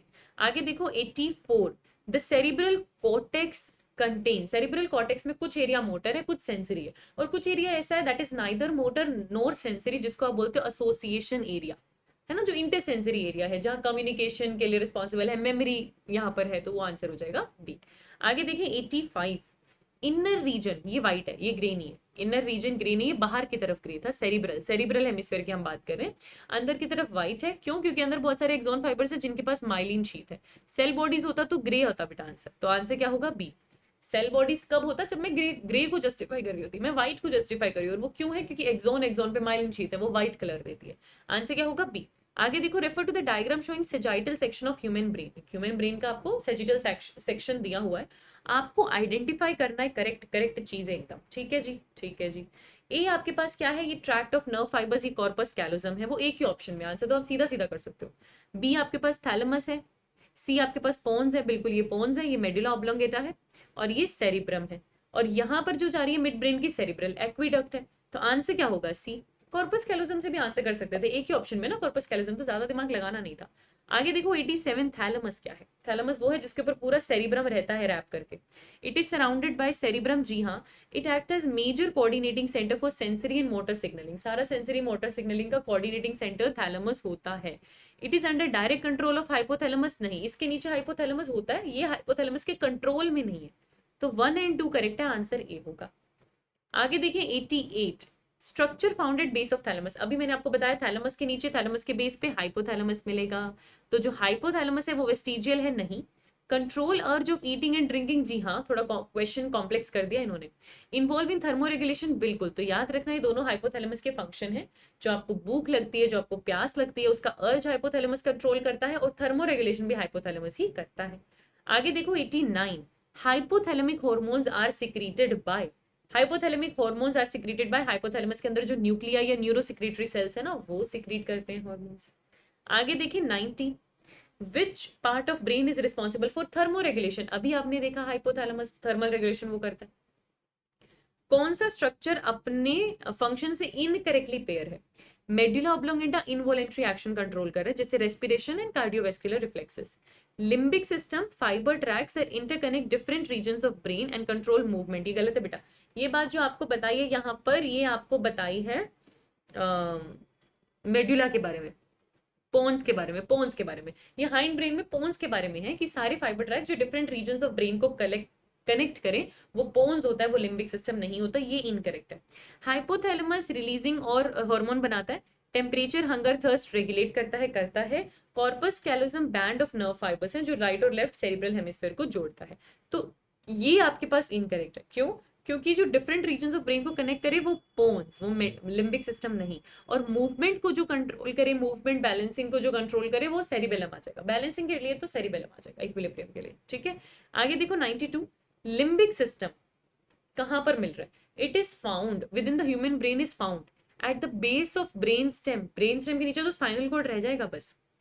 Inner portion of cerebral hemisphere, adjacent to cerebellum नहीं, अबव सेरिब्रल कॉर्टेक्स नहीं, एकदम मिडिल वाले पोर्शन में सेरिब्रल हेमिस्फीयर में कुछ डीपली सिचुएटेड एरियाज है, जैसे एमिगडेला, हिप्पोकैम्पस, वो सब लिम्बिक सिस्टम बनाते हैं। तो ये सेरिब्रल हेमिस्फीयर के इनर रीजन में आता है। All the listed structures are part of limbic system except, देखो बेटा वैसे तो लिम्बिक सिस्टम में हिप्पोकैम्पस आएगा, एमिगडेला आएगा, मेड्यूला नहीं है, मतलब हाँ सेरिब्रल मेड्यूलरी रीजन में आपको मिलेगा, बट मेड्यूला ऑब्लोंगेटा इसका पार्ट नहीं होता। यहाँ ये मेड्यूला ऑब्लोंगेटा जिसका पार्ट नहीं है। हाइपोथैलेमस भी ना अलग है, लिम्बिक सिस्टम का पार्ट नहीं है, बट हाँ हाइपोथैलेमस लिम्बिक सिस्टम के साथ मिलकर इमोशनल रेगुलेशन करता है। तो ठीक है, आप इसको उसके अंदर ऐड कर सकते हो, लेकिन मेड्यूला ऑब्लोंगेटा तो बिल्कुल भी नहीं। तो आंसर सी ज्यादा करेक्ट होगा। आगे देखो 94, कंसीडर द फॉलोइंग स्टेटमेंट्स आपको दे रखे हैं। Limbic system regulate endocrine activity along with hypothalamus, सही बात है। Limbic system excitement, pleasure, rage, fear सबको रेगुलेट करता है, सही बात है। दोनों स्टेटमेंट ट्रू है, दोनों statement true. Match the following आ रहा है आपके पास। सबसे पहले हाइपोथैलेमस, अब हमें थोड़ा सा जुगाड़ करना पड़ेगा ऊपर नीचे। हाइपोथैलेमस क्या लग रहा है? हाइपोथैलेमस में न्यूरोसिक्रेटरी सेल होते हैं हार्मोन्स रिलीज करने के लिए, तो मैं इसके आगे 2 लिख दूं, ठीक है। अच्छा, व्हाइट मैटर ये मिलेगा आपको inner part of cerebral cortex में, व्हाइट मैटर मिलता है, तो इसके आगे हम 1 लिख दें। एमिगडेला लिम्बिक सिस्टम का पार्ट है, मिड ब्रेन, थैलेमस और पोन्स के बीच में आता है। तो आंसर क्या होगा आपके पास? 2 1 2 1 4 3 बी। आंसर क्या होगा? बी। आगे देखिए क्वेश्चन नंबर 96, सेरिब्रल एक्विडक्ट कहाँ मिलती है? मिड ब्रेन, एक कैनाल होती है मिड ब्रेन में, इसे आप बोलते हो सेरिब्रल एक्विडक्ट, अभी आपने डायग्राम में भी देखा था। कॉर्पुरा क्वाड्रिजेमिना ये भी कहाँ है? ये मिड ब्रेन में है, ये मिड ब्रेन में है। ये 4 राउंड स्वेलिंग्स हैं जो मिड ब्रेन के डोर्सल पोर्शन में मिलती हैं, बिल्कुल सही बात है। तो ये 4 राउंड ऐसी स्वेलिंग्स हैं जो मिड ब्रेन के डोर्सल पोर्शन पे आपको मिलती है, उसे आप क्या बोलते हो? कॉर्पुरा क्वाड्रिजेमिना। आगे देखो, विच of the following structure is not found in hind brain? Hind brain में क्या क्या आता है? पोन्स, मेडुला ऑब्लोंगेटा और सेरिबेलम। तो हिप्पोकैम्पस नहीं आएगा, वो सेरिब्रल वाले रीजन में था, डीपली सिचुएटेड। आगे देखो, इनमें से क्या पोन्स का फंक्शन है? It convey information from mid brain to target organ. अच्छा, it controls involuntary smooth muscles and voluntary skeletal muscles. अब इनवॉलेंट्री स्मूथ मसल्स को तो मेड्यूला रेगुलेट करता है ना। Interconnect different regions of brain, ये काम पोन्स का है, ये काम भी इसका नहीं है। तो mid brain to target organ भी पोन्स के पास। अच्छा, पोन्स के बारे में ही पूछ रहे हैं ना हमसे, हाँ। तो it interconnect different regions of brain, ये करेक्ट हो जाएगा, ये करेक्ट हो जाएगा। बी है नहीं, इसलिए ऑल ऑफ दीज हो नहीं सकता, आंसर सी होगा। डायरेक्टली एनसीईआरटी की स्टेटमेंट है बेटा आपके पास कि it connect different regions of the brain. ठीक है, आगे देखिए क्वेश्चन नंबर 100।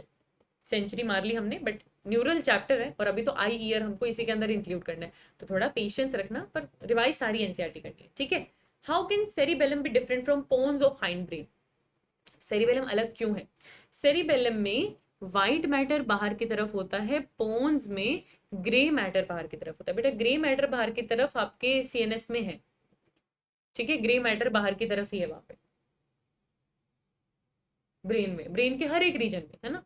स्पाइनल कोड में उल्टा होता है, लेकिन ब्रेन में पूरे में ऐसा होता है। तो ऐसा नहीं है कि सेरिबेलम अलग है पोन्स अलग है, ऐसा कुछ नहीं है। सेरिबेलम एक हाईली कॉन्व्यूलेटेड सरफेस है, जबकि पोन्स में फाइबर ट्रैक्ट है, ये बिल्कुल सही बात है। सेरिबेलम छोटा होगा साइज में? नहीं, सेरिबेलम बड़ा है साइज में पोन्स से।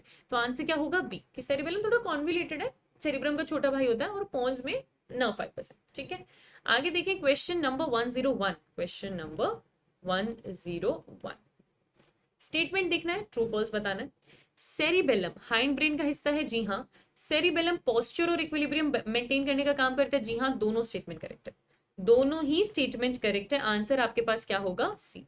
आगे देखिए 102, मेडुला ऑब्लोंगेटा।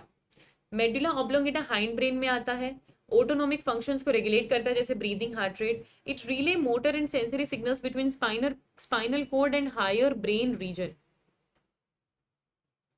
वैसे तो मेडुला ऑब्लोंगेटा स्पाइनल कॉर्ड में ही ओपन होगा, मोटर एंड सेंसरी सिग्नल्स का रिले हमने थैलेमस में जरूर पढ़ा है, बट आपका ये किसके बीच में बोल रहे हैं? स्पाइनल कॉर्ड और हायर ब्रेन में। तो वो कनेक्ट तो ये दे रहा है, ब्रेन स्टेम का एंड है ना, वो कनेक्ट तो ये दे रहा है। तो तीनों ही करेक्ट है, आंसर होगा ए। तीनों करेक्ट है, आंसर होगा ए। आगे देखो 103 ब्रेन स्टेम लिखा हुआ एनसीईआरटी में, डायरेक्ट डायरेक्ट ब्रेन स्टेम में कभी फोर ब्रेन नहीं आएगा, ब्रेन स्टेम में कभी सेरिबेलम नहीं आएगा, अरे अरे अरे ये क्या हो रहा है, ये क्या हो रहा है, कभी सेरिबेलम नहीं आएगा। ब्रेन स्टेम में आपका मिड ब्रेन, आपका पोन्स, आपका मेडुला ऑब्लोंगेटा सीधी लाइन में जो डंडी है वो आती है, तीनों चीजें आती है, मिड ब्रेन, पोन्स और मेडुला ऑब्लोंगेटा। आगे देखो मैच द फॉलोइंग आ रहा है आपके पास, ब्रेन स्टेम, तो जो हमारा ब्रेन स्टेम है, ब्रेन स्टेम है उसमें मेडुला आ जाएगा, मेडुला ऑब्लोंगेटा आ जाएगा, है ना, पोन्स, मेडुला ऑब्लोंगेटा और मिड ब्रेन। और मेडुला जो है वो इनवॉलेंट्री एक्शन जैसे ब्रीदिंग और कॉन्शियसनेस के लिए रिस्पॉन्सिबल है। सेरिबेलम बैलेंस करवाता है, limbic system high range emotions, और सेरिब्रल एक्विडक्ट मिड ब्रेन में प्रेजेंट वेंट्रिकल्स है जिसमें सीएसएफ होगा। तो आंसर क्या होगा, 3 4 1 2, यानी कि सी। आगे देखिए question number 105, cerebral cortex grey colour का है, बाहर से ग्रे कलर का है, it contain cell body of neurons, बिल्कुल सही और बिल्कुल सही एक्सप्लेनेशन भी बेटा। ग्रे कलर क्यों आया है, सेल बॉडीज की वजह से आया है, ग्रे कलर क्यों आया है, सेल बॉडीज की वजह से आया, आंसर होगा ए। आगे देखो 106 असर्शन रीजन आ रहा है फिर से आपके पास, एसोसिएशन एरिया जो मोटर भी नहीं है और जो सेंसरी भी नहीं है, they carry out complex functions like communication memory, मैंने आपको पहले बताया था इंटरसेंसरी एसोसिएशन कम्युनिकेशन मेमोरी रेगुलेट करते हैं। ये एरिया कंप्लीटली मोटर है, नहीं, नीदर मोटर नोर सेंसरी, तो असर्शन ट्रू है, रीजन फॉल्स है, आंसर सी होगा, आंसर सी होगा। आगे देखो असर्शन है, damage of limbic system would affect the emotional behaviour, सही बात है ना, बिकॉज इमोशनल रेगुलेशन करता है लिम्बिक सिस्टम। एमिगडेला इमोशनल सेंटर है, बिल्कुल सही बात है बेटा, एमिगडेला हिप्पोकैम्पस ये सब लिम्बिक सिस्टम के पार्ट है, और एमिगडेला इमोशनल सेंटर है, तो ये करेक्ट भी है और करेक्ट एक्सप्लेनेशन भी है, क्योंकि एमिगडेला इमोशनल सेंटर है, अगर उसको तोड़ा तो इमोशन रेगुलेशन में होगा लोचा, तो आंसर क्या होगा ए।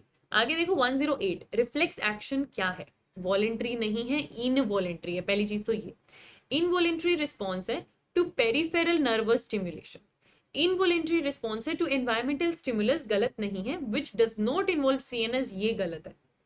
आप डेफिनेशन देखोगे एनसीईआरटी में अगर रिफ्लेक्स की, तो वहां पर लिखा हुआ है बेटा सीधा सीधा कि ये part of CNS is involve, क्योंकि वो रिले करता है इन्फॉर्मेशन, पहली बात ब्रेन को देता है, दूसरा स्पाइनल कॉर्ड भी तो सीएनएस का हिस्सा है, वो तो इन्वॉल्व हो रहा है इसके अंदर। तो आंसर क्या होगा यहाँ पर, बी बेटा, कि इनवॉलेंट्री रिस्पॉन्स है पेरिफेरल नर्वस सिस्टम्स के स्टिमुलेशन के रिस्पॉन्स में, क्विक इनवॉलेंट्री रिस्पॉन्स ये होता है। आगे देखिए जरा question number 109, reflex action are controlled by CNS, और कुछ इसमें नहीं इन्वॉल्व, पार्ट ऑफ सीएनएस इसमें इन्वॉल्व जरूर होता है, कंट्रोल करता है, स्पाइनल कॉर्ड से रिले होकर आता है, ठीक है। आगे देखिए question number 110, reflex pathway is composed of, reflex pathway में पहले एफरेंट न्यूरॉन्स हैं फिर इफरेंट न्यूरॉन्स हैं, दोनों, एक एफरेंट और एक इफरेंट न्यूरॉन तो आती ही आती है, उसके सिवा स्पाइनल कॉर्ड में इंटरसेंसरी न्यूरॉन भी आ सकती है। अगर पॉलीसाइनेप्टिक हुआ तो, मोनोसाइनेप्टिक हुआ तो इंटरन्यूरॉन नहीं आएगी, तो आंसर क्या होगा, डी।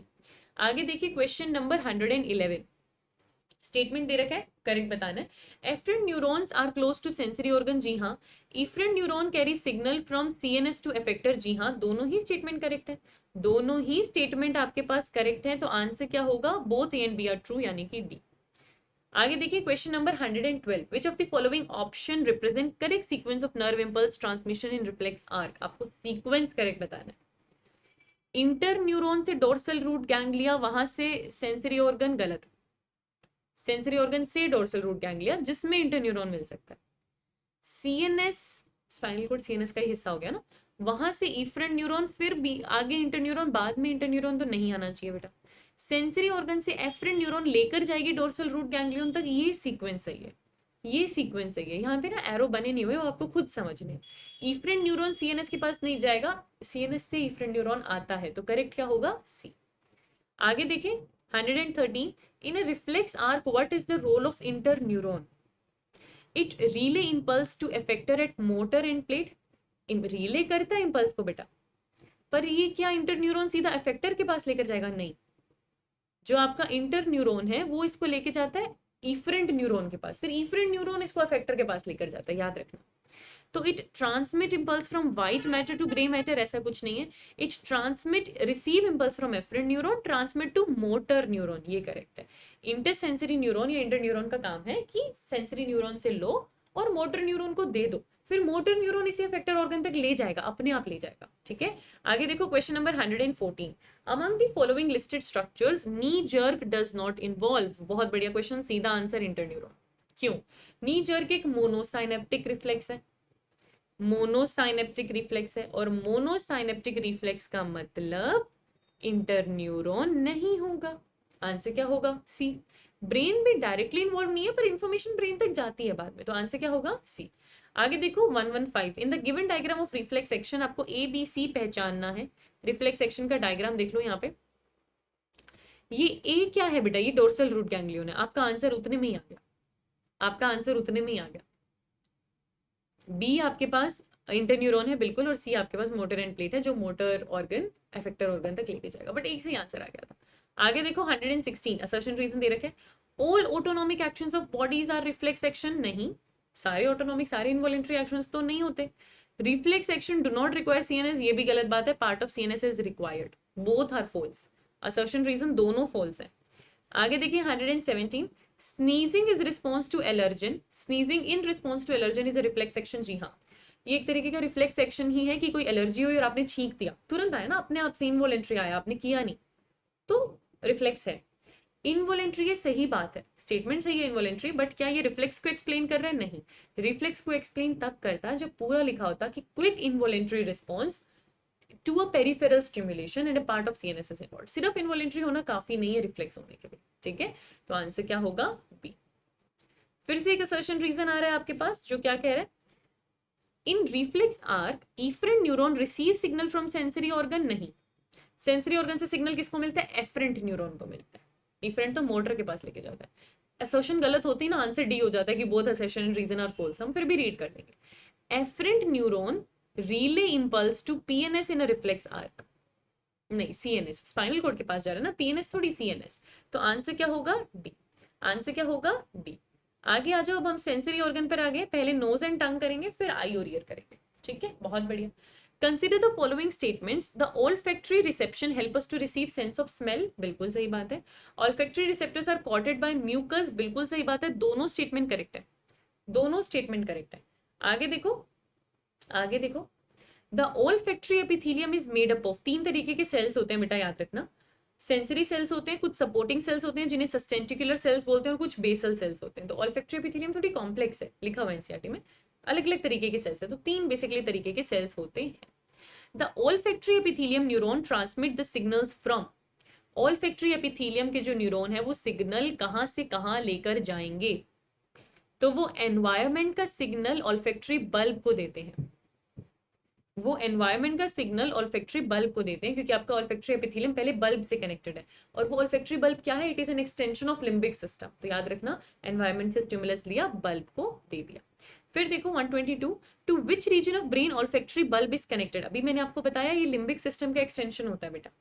फिर देखो गस्टेशन यानी टेस्ट, ऑल्फैक्शन यानी स्मेल, आपको किससे मिल रहा है? दोनों ही कीमो रिसेप्टर्स हैं। जब तक उनको डिजॉल्व केमिकल कोई नहीं मिलेगा तब तक वो रिसीव नहीं कर सकते। तो किसको रिसीव करते हैं? केमिकल को। कीमो रिसेप्टर्स हैं दोनों, दोनों ही, याद रखना। स्टेटमेंट आपके सामने है, gustatory receptor are found at base of tongue, नहीं, टंग के ऊपर टेस्ट बर्ड्स पे होते हैं, तो बेस ऑफ टंग पे है ऐसा कुछ नहीं है, ये स्टेटमेंट गलत है। टंग जो है वो टेस्ट को डिटेक्ट करता है टेस्ट बर्ड्स के थ्रू, ये स्टेटमेंट सही है। तो ए गलत है और बी सही है, आंसर होगा सी। आगे देखो 125, the sense of olfaction is concerned with limbic system, क्योंकि ऑल्फैक्टरी बल्ब आगे जाकर लिम्बिक सिस्टम का एक्सटेंशन है। Olfactory bulb is a part of cerebrum, नहीं, लिम्बिक सिस्टम का एक्सटेंशन है ना। तो वैसे तो देखा जाए तो फोर ब्रेन में आपका इंटरनल हिस्से में लिम्बिक सिस्टम है, बट वो सेरिब्रम का पार्ट नहीं है बेटा। तो ए करेक्ट है, बी फॉल्स है। असर्शन ट्रू है, रीजन फॉल्स है, सी होगा। आगे देखो क्वेश्चन नंबर 126, फिर से असर्शन रीजन आ रहा है आपके पास। गस्टेटरी सेल्स यानी कि जो टेस्ट बर्ड्स वाले सेल्स हैं, they directly get activated after being exposed to dissolve chemical, chemo receptor है ना, केमिकल दोगे एक्टिवेट हो जाएंगे। तीन क्रेनियल नर्व्स होती हैं जो इस टेस्ट स्टिमुलस को ब्रेन पे लेके जाती हैं, बिल्कुल सही बात है। एक चीज याद रखना कि ऑल्फैक्टरी एपिथेलियम तीन तरीके के सेल्स का बना हुआ है, और गस्ट्रेटरी एपिथेलियम से तीन क्रेनियल नर्व ब्रेन तक लेके जाएंगी, ये स्टेटमेंट बिल्कुल करेक्ट है। तो ये स्टेटमेंट करेक्ट है, बट क्या इसका करेक्ट एक्सप्लेनेशन है? नहीं। एक में नर्व की बात हो रही है, एक में केमिकल की बात हो रही है, तो करेक्ट एक्सप्लेनेशन तो नहीं है। आंसर क्या होगा? बी। आंसर क्या होगा? बी। आगे देखिए 127, आ जाओ। Select the incorrect statement, incorrect statement आपको बताना है। द सॉकेट्स ऑफ स्कल जिसमें आईज है उन्हें आप ऑर्बिट्स कहते हैं, जी हाँ। Wall of eyes is made up of 2 layers, नहीं 3 लेयर्स है ना, स्क्लेरा, कोरोइड और retina. Retina is the inner most layer of eye ball, सही बात है। तो इनकरेक्ट क्या हुआ बच्चे? बी। आई पर आ गए हम, इनकरेक्ट क्या हुआ? बी। आगे देखो 128, अरे यार ये क्यों चल जाता है। 128, the outermost middle and innermost layer of eyeball are, सबसे बाहर है स्लेरा, फिर है कोरोइड, फिर है रेटिना, आंसर होगा ए। आंसर होगा A. Consider the following statement, क्या कह रहे हैं स्टेटमेंट हमें, cornea is the interior portion of sclera, sclera आगे जाकर कॉर्निया बनाता है, कॉर्निया रिफ्रैक्ट करता है लाइट को, बिल्कुल से बात है, रिफ्लेक्ट नहीं करता, रिफ्रैक्ट करता है ना, तो सही बात है बेटा, दोनों ही स्टेटमेंट यहाँ पर करेक्ट है, आंसर क्या होगा डी। आगे देखिए 130, विच of the following statement is correct, cornea consists of dense connective tissue of elastin that can repair itself, नहीं elastin नहीं है, repairing ability भी नहीं है, it is a convex transparent highly vascularized, बिल्कुल नहीं, not vascularized, dense matrix of collagen most sensitive portion of eye, बिल्कुल सही बात है, external transparent provide proteinaceous covering to eyeball, बेटा external है, transparent है, प्रोटेक्टिव है, प्रोटीनिशियस है, लेकिन पूरा आई बॉल कवर नहीं करता, सिर्फ लेंस आइरिस प्यूपिल वाला रीजन कवर करता है, पीछे तो स्लेरा है ना, तो इंटीरियरली प्रेजेंट है ना, तो करेक्ट आंसर क्या होगा सी, करेक्ट आंसर क्या होगा सी। आगे देखो मैच द फॉलोइंग आ रहा है आपके पास, रेटिना, रेटिना में क्या है, रेटिना में क्या है, कोरोइड में ब्लड वेसल्स है, कलर्ड है, पिगमेंटेड है, ब्लड वेसल्स है, रेटिना में न्यूरल सेल्स है जो इन्फॉर्मेशन ब्रेन तक लेके जाएंगे, स्लेरा डेंस कनेक्टिव टिश्यू होता है, तो आंसर क्या होगा 231 डी। बढ़िया, आगे देखें question number 132, which of the following statement is correct regarding choroid, choroid में न्यूमरस ब्लड वेसल्स हैं, कोरोइड का विजन में कोई काम नहीं है, it has major components, it is the major component of lens, ये लेंस का कंपोनेंट नहीं है, ये एक्वस ह्यूमर सिक्रीट नहीं करता, सिलियरी बॉडी करता है, क्या इसका विजन में कोई रोल नहीं है, ऐसा नहीं है, क्योंकि लेंस को होल्ड करके रखता है ना, तो लेंस का जो शेप चेंज करता है कर सकता है, तो विजन में इसका रोल है, तो करेक्ट आंसर क्या होगा एक, इसके अंदर बहुत सारे ब्लड वेसल्स है, नर्व फाइबर्स है, कलर्ड पोर्शन होता है ये। अच्छा, ciliary body is the interior part of, आपका जो कोरोइड है वो आगे जाकर सिलियरी बॉडी बनाता है इंटीरियरली, जो फिर जिससे आने वाली आइरिस मसल आइरिस को होल्ड करके, आपका सॉरी लेंस को होल्ड करके रखने का काम करती है। आगे देखें 134, what is the correct description about iris, iris क्या है, पिगमेंटेड है, ओपेक है, vascular structure of I, non pigmented नहीं होगा, नॉन वेस्क्यूलर नहीं होगा, नॉन वेस्क्यूलर नहीं होगा, पिगमेंटेड है, ओपेक है, लेकिन वेस्क्यूलर स्ट्रक्चर ऑफ आई है, आंसर होगा बी। आगे देखो transparent lens in the human I is held in place by, अभी मैंने आपको बताया सिलियरी बॉडी से अटैच्ड लिगामेंट्स, है ना, आपका कोरोइड आगे जाकर जो कलर्ड पोर्शन बनाता है वो आइरिस है, पहले वहां पर सिलियरी बॉडी बनेगी, जो सिलियरी बॉडी के लिगामेंट्स उससे अटैच्ड है, उन्होंने लेंस को अपनी पोजीशन पर होल्ड करके रखने का काम किया हुआ है। Aperture in front of lens, lens के सामने एक छोटा सा अपर्चर होता है जिसे आप प्यूपिल बोलते हो, जिसे आप प्यूपिल बोलते हो, है ना, ठीक है, जिसे आप प्यूपिल बोलते हो, आइरिस के बीच का स्पेस उसे हम प्यूपिल बोलते हैं। The diameter of प्यूपिल is regulated by, तो अब आइरिस के बीच का स्पेस है तो कौन रेगुलेट करेगा, आइरिस रेगुलेट करेगा, सिलियरी बॉडी से आने वाली मसल्स ने लेंस को होल्ड करके रखा हुआ है, आइरिस के बीच के स्पेस को आप प्यूपिल बोलते हो। आगे देखिए 138, कितने न्यूरल सेल्स आपको रेटिना में मिलेंगे, देखो कितने नहीं बोलना चाहिए था, टाइप बोलना चाहिए था, कितने बोलेंगे तो मिलियंस में है, यू डू नॉट नो, कितने टाइप्स के हैं, तीन है, तीन की लेयर आपके पास है, गैंग्लियोनिक, बाइपोलर और फोटो रिसेप्टर जीबीपी, है ना, तो तीन टाइप है।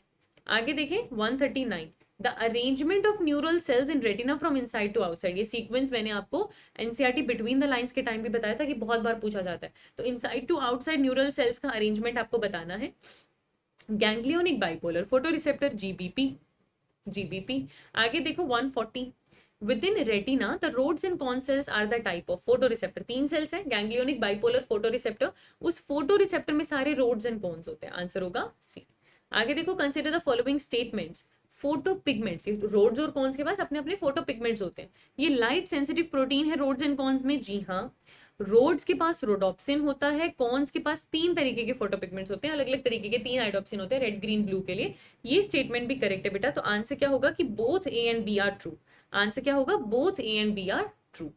आगे देखिए question number 142, match the following, iris से शुरुआत कर रहे हैं, iris iris iris iris regulate the amount of light entering into the eye, iris के आगे प्यूपिल है वो डिसाइड कर सकता है, ciliary body aqueous humour secrete करता है, ब्लाइंड स्पॉट पे रिसेप्टर सेल्स नहीं है, वहां पर इमेज नहीं बनती, रेटिना फोटो सेंसिटिव लेयर है और आइरिस जो है वो amount of light entering in I regulate करेगा प्यूपिल को बड़ा या छोटा करके। तो 4 1 2 3 आंसर होगा बी। आगे देखिए क्वेश्चन नंबर 143, जो कौन सेल्स हैं रेटिना के वो कौन सा विजन देते हैं, फोटोपिक या photopic colour, photopic and colour both, photopic and colour both, both है ना। और जो रोड सेल्स होते हैं वो स्कोटोपिक विजन देते हैं। कौन सेल्स फोटोपिक या डे विजन देते हैं। आगे देखिए 144, विच of the following statement is not correct, not correct. In the knee jerk reflex stimulus is the stretching of muscle and response is contraction. An action potential in axon does not move backward because the segment behind is in refractory phase. Depolarization of hair cells of cochlea result in opening of mechanically gated potassium ion channels. Rods are very sensitive and contribute to daylight vision. बाकी सारे statement correct है, यही गलत है। Road sensitive जरूर है but ये scotopic vision, Twilight vision के लिए रिस्पॉन्सिबल होते हैं, डे लाइट विजन के लिए। ठीक है, तो आंसर क्या होगा, आंसर क्या होगा डी, जो कि इनकरेक्ट है। बाकी सारे स्टेटमेंट करेक्ट है। नी जर्क में स्टिमुलस में मसल स्ट्रेच करती है, आप रिस्पॉन्स में उसको कॉन्ट्रैक्ट करते हो। एक्शन पोटेंशियल पीछे नहीं जा सकता, रिफ्रैक्टरी पीरियड है। डीपोलराइजेशन हेयर सेल्स का potassium ion mechanically gated channel, बाकी सब सही है। ठीक है, आगे देखो रोडोप्सिन की बात हो रही है। Rhodopsin rod cells of retina में मिलेगा। ठीक है, पर्पल रेड प्रोटीन है, विजुअल पर्पल है ना। इसमें एक ऑप्सिन प्रोटीन होता है, एक रेटिनिन होता है which is an aldehyde of vitamin D, retinal होता है। ऑप्सिन प्रोटीन के साथ एक रेटिनल होता है, रेटिनीन नहीं होता। तो सिर्फ 1 और 2 करेक्ट है ना। आगे देखिए 146, good vision depend on adequate intake of carotene. ऐसा क्यों कहते हैं कि कैरोटीन रिच फूड खाओगे तो विजन बेटर होगा, क्योंकि कैरोटीन में विटामिन ए है और जो रोडोप्सिन पिगमेंट है वो विटामिन ए का डेरिवेटिव है, क्योंकि इसमें रेटिनल विटामिन ए का डेरिवेटिव है। ठीक है, तो vitamin A derivative are formed from carotene, सही बात है। The photopigments are embedded in the membrane disc of inner segment. अच्छा, retinal is a derivative of vitamin A, सही बात है। Retinal is a light absorbing part of the visual photopigments. Retinal light absorbing part नहीं है बेटा, पूरा rhodopsin light absorb करता है, फिर वो ब्रेक करता है रेटिनल और ऑप्सिन में, है ना। ऑप्सिन की परमेबिलिटी चेंज होती है, तो रिसीव तो पूरा का पूरा रोडोप्सिन करता है, नॉट जस्ट रेटिनल। जो फोटो पिगमेंट है वो इनर सेगमेंट की मेम्ब्रेन डिस्क में है, ऐसा भी नहीं है। तो करेक्ट आंसर ए और सी होना चाहिए। ठीक है, डी करेक्ट है नहीं, डी करेक्ट है नहीं, ए और सी होना चाहिए। आंसर क्या होगा, डी। आंसर क्या होगा, डी। आगे देखो question number 147, which of the following option is wrong. Wrong को सर्कल करो, गलती ना हो जाए। Eye muscles are attached with sclera. Visual purple is concerned with dim light while visual violet is concerned with bright light. while visual violet is concerned with bright light. The colour differentiation is done by cones, सही बात है। Eye muscles sclera से attached है, सबसे बार हमारे पास sclera है, वहां पर आई मसल्स अटैच्ड है। विजुअल पर्पल आपको पता है, आपको इसी में मिलता है, रोडोप्सिन में। डिम लाइट तो विजुअल वायलेट आपके पास ब्राइट लाइट वाला हो गया। कलर डिफरेंशिएशन इज बाय कौन, सारे करेक्ट है, कोई गलत नहीं है। आंसर क्या होगा, डी। अच्छा क्वेश्चन था, आंसर क्या होगा, डी। डायरेक्ट लाइंस आपको एनसीईआरटी में नहीं मिलेंगी, तो थोड़ा देख लेना इसको। ठीक है, what would happen if the 3 photopigments of cone cells are stimulated equally. Paragraph की लास्ट लाइन है, तीनों रेड ग्रीन ब्लू के कॉर्न सेल्स हैं, तीनों एक साथ स्टिमुलेट हो जाते हैं तो व्हाइट विजन मिलता है आपको, sensation of white light is produced. Answer क्या होगा, सी। आगे देखिए 149, photo sensitive compound in human I is made up of. Photo sensitive अगर रोडोप्सिन है तो ऑप्सिन प्लस रेटिनल, रेटिनोल नहीं, ट्रांसड्यूसिन नहीं, ग्वेनोसिन नहीं। आंसर क्या होगा, ए। ऑप्सिन और रेटिनोल 2 हिस्सों में बना हुआ है। आगे देखो, consider the following statement. Optic nerve and blood vessels enter the eye through blind spot. सही बात है, इसीलिए वहां इमेज नहीं बनती। Blind spot contain abundant rod cells but no cone cells. कुछ नहीं बेटा, ना रोड ना कॉन, कुछ भी नहीं होता वहां पे। तो ए ट्रू है, बी फॉल्स है। ए ट्रू है, बी फॉल्स है, आंसर ए होगा, आंसर ए होगा। आगे देखिए क्वेश्चन नंबर 151, आपको करेक्ट स्टेटमेंट बताना है। Macula लूटिया is a red colour, नहीं येलो कलर का स्पॉट है, ये येलो कलर का, वहीं पर गलत हो गया। फोविया सेंट्रल पोर्शन है मैक्यूला का। ठीक है, मैक्यूला लूटिया के सेंट्रल पिट को आप फोविया बोलते हो, जिसमें सारे कोन्स होते हैं, ये बात सही है। Macula लूटिया is the only structure of retina which contain road and cone cells. Macula लूटिया में फोविया, फोविया में सिर्फ कोन है बेटा, पहली बात तो। ठीक है, no true image is formed at fovea, नहीं, यहाँ तो विजुअल एक्विटी बहुत ज्यादा है। ट्रू इमेज कहाँ नहीं बनती, ब्लाइंड स्पॉट पे नहीं बनती। तो करेक्ट स्टेटमेंट पूछा है ना आपसे, तो करेक्ट स्टेटमेंट बी होगा बेटा, करेक्ट स्टेटमेंट बी होगा। आगे देखें question number 152, the point of greatest visual equity, सबसे ज्यादा विजुअल एक्विटी फोविया में ही है क्योंकि वहां बहुत ज्यादा कॉन्स एक साथ है। फिर देखो 153 स्टेटमेंट आपको यहाँ पर देखने हैं और बताना है। Aqueous chamber contain aqueous humour is found in space between lens and retina, नहीं, cornea and lens. Vitreous chamber contain vitreous humour is found in space between lens and cornea, नहीं, लेंस एंड रेटिना, उल्टा लिखा हुआ है तो दोनों incorrect है। Answer क्या होगा? बी, दोनों फॉल्स है। आगे देखो 154 डायग्राम दे रखा है आई का, आपको आपको क्या बताना है? लोकेशन, लोकेशन किस किस की बतानी है? फोविया, कॉर्निया, कोरोइड और स्लेरा। कॉर्निया बी है ना, तो सेकंड का आपके पास बी है, दो ऑप्शंस में आपके पास है।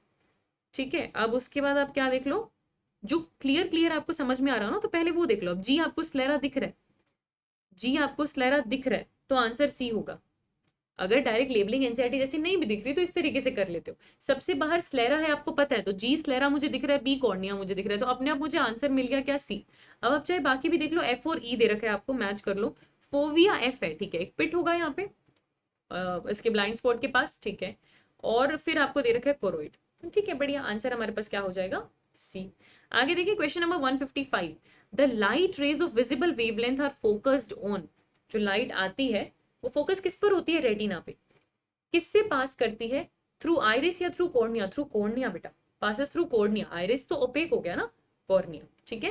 156, how does the potential difference generated in photo receptor cell when light of suitable wavelength enters the human eye? Light cause chemical modification of rhodopsin and iodopsin so that they form a new component. Light cause conversion of opsin to retinal, नहीं. Light cause dissociation of opsin and retinal, जिसकी वजह से structural changes आते हैं obscene में, तो वहां एक एक्शन पोटेंशियल जनरेट होता है जो इन्फॉर्मेशन फिर ब्रेन के पास लेके जाता है। पहले ब्रेक डाउन होता है रेटिनल ऑप्सिन में, ऑप्सिन की मेम्ब्रेन परमेबिलिटी चेंज होती है, उसमें स्ट्रक्चरल चेंजेस आते हैं, एक्शन पोटेंशियल डेवलप होता है, तो यहाँ से सीक्वेंस शुरू होता है। आगे देखो 157, हर बार ये हाईलाइटर आ जाता है। 157 क्या कह रहा है क्वेश्चन हमें? The route of transmission of action potential by optic nerve to visual cortex of brain is. पहले लाइट आएगी, लाइट कहां से क्रॉस करेगी? GBP, ganglionic bipolar photo receptor. अब फोटो रिसेप्टर में एक्शन पोटेंशियल आ गया, अब एक्शन पोटेंशियल लेकर जानी है ऑप्टिक नर्व ने, तो वो फोटो रिसेप्टर फिर बाइपोलर फिर गैंग्लियन, आंसर होगा ए। पहले फोटो रिसेप्टर, बाइपोलर, गैंग्लियन, वहां से नर्व ब्लाइंड स्पॉट से होती हुई ब्रेन के पास जाएगी। आगे देखो 158, sclera and cornea form the fibrous coat of human eye. Sclera and cornea contain abundant blood vessels. Vascularized नहीं है बेटा, blood vessels इनके पास नहीं है, तो assertion तो true है लेकिन reason false है, आंसर सी होगा, आंसर सी होगा। आगे देखिए 159, assertion reason आ रहा है आपके पास, दो और क्वेश्चन फिर हम ईयर शुरू करेंगे। काफी सारे क्वेश्चन आपने आई के देख लिए है ना। assertion क्या कह रहा है? posterior region of eyeball possess the points of no vision and maximum visual resolution. maximum visual resolution fovea पर मिलेगा और नो विजन आपको मिलता है ब्लाइंड स्पॉट, तो दोनों चीजें ठीक है। फोविया में रोड है नहीं, कॉन्स है बेटा, भर भर के कॉन्स है, तो assertion true, reason false, C हो जाएगा। आगे देखो 160, neural impulse are analysed by visual cortex of the brain, ठीक है। Image formed on retina is recognised based on earlier memory and experience, सही बात है, based on earlier memory and experience जो विजुअल कॉर्टेक्स है ब्रेन का उसको recognise करता है, सही बात है, बट ये इसकी कोई करेक्ट एक्सप्लेनेशन नहीं है, तो आंसर क्या होगा? बी। आंखें देख ली, अब कानों पर शुरू करते हैं। ईयर के बारे में थोड़ा सा देखते हैं। ईयर के बारे में क्या आ रहा है? Structural component of year is, structural component में क्या क्या मिलेगा आपको ईयर में? पिन्ना है, ऑडिटरी मीटर्स है, एक्सटर्नल ईयर। अच्छा कौन सा ईयर? एक्सटर्नल ईयर, तो एक्सटर्नल ईयर में पिन्ना आ जाएगा, मीटर्स आ जाएगा, ईयर ड्रम मिडिल में आ जाता है बेटा, एक्सटर्नल में नहीं आता, एक्सटर्नल में पिन्ना और मीटर्स आता है, ईयर ड्रम मिडिल का पार्ट में आ जाता है, ठीक है, तो आंसर क्या होगा? बी, याद रखना इसको। आगे देखो क्वेश्चन नंबर 62, एक्सटर्नल में सिर्फ एक्सटर्नल ईयर के नाल जिसे मीटर्स बोलते हैं, एक्सटर्नल ऑडिटरी मीटर्स बोलते हैं, और पिन्ना, दो चीजें आती हैं, ठीक है। आगे देखो स्टेटमेंट्स देखने, fine hairs and wax secreting glands are found in the skin of pinna and auditory meatus, ठीक है, सही बात है। Pinna and auditory meatus vestigial है नहीं, इनका फंक्शन है, वेस्टिजियल नहीं है, ए ट्रू है, बी फॉल्स है। आगे देखिए 163, जो वैक्स सिक्रीटिंग ग्लैंड है उसको आप सेर्यूमन बोलते हो, ग्लैंड को सेर्यूमिनस ग्लैंड बोलते हो, जो वैक्स सिक्रीशन है उसे सेर्यूमन बोलते हो और ग्लैंड को सेर्यूमिनस ग्लैंड बोलते हो। आगे देखो, the membrane found between outer and middle ear, के बीच में जो मेम्ब्रेन है वही आपका ईयर ड्रम या टिम्पैनिक मेम्ब्रेन होता है। The outer and inner surface of tympanic membrane is composed of, बाहर की तरफ कनेक्टिव टिश्यू है, अंदर की तरफ म्यूकस मेम्ब्रेन है। एनसीईआरटी के स्टेटमेंट से बेटा लाइन बाय लाइन, उस टिम्पैनिक मेम्ब्रेन में, उस ईयर ड्रम में बाहर की तरफ कनेक्टिव टिश्यू, अंदर की तरफ म्यूकस है। Middle ear consist of, middle ear में ईयर ऑसिकल्स आ रही हैं, malice incus steps.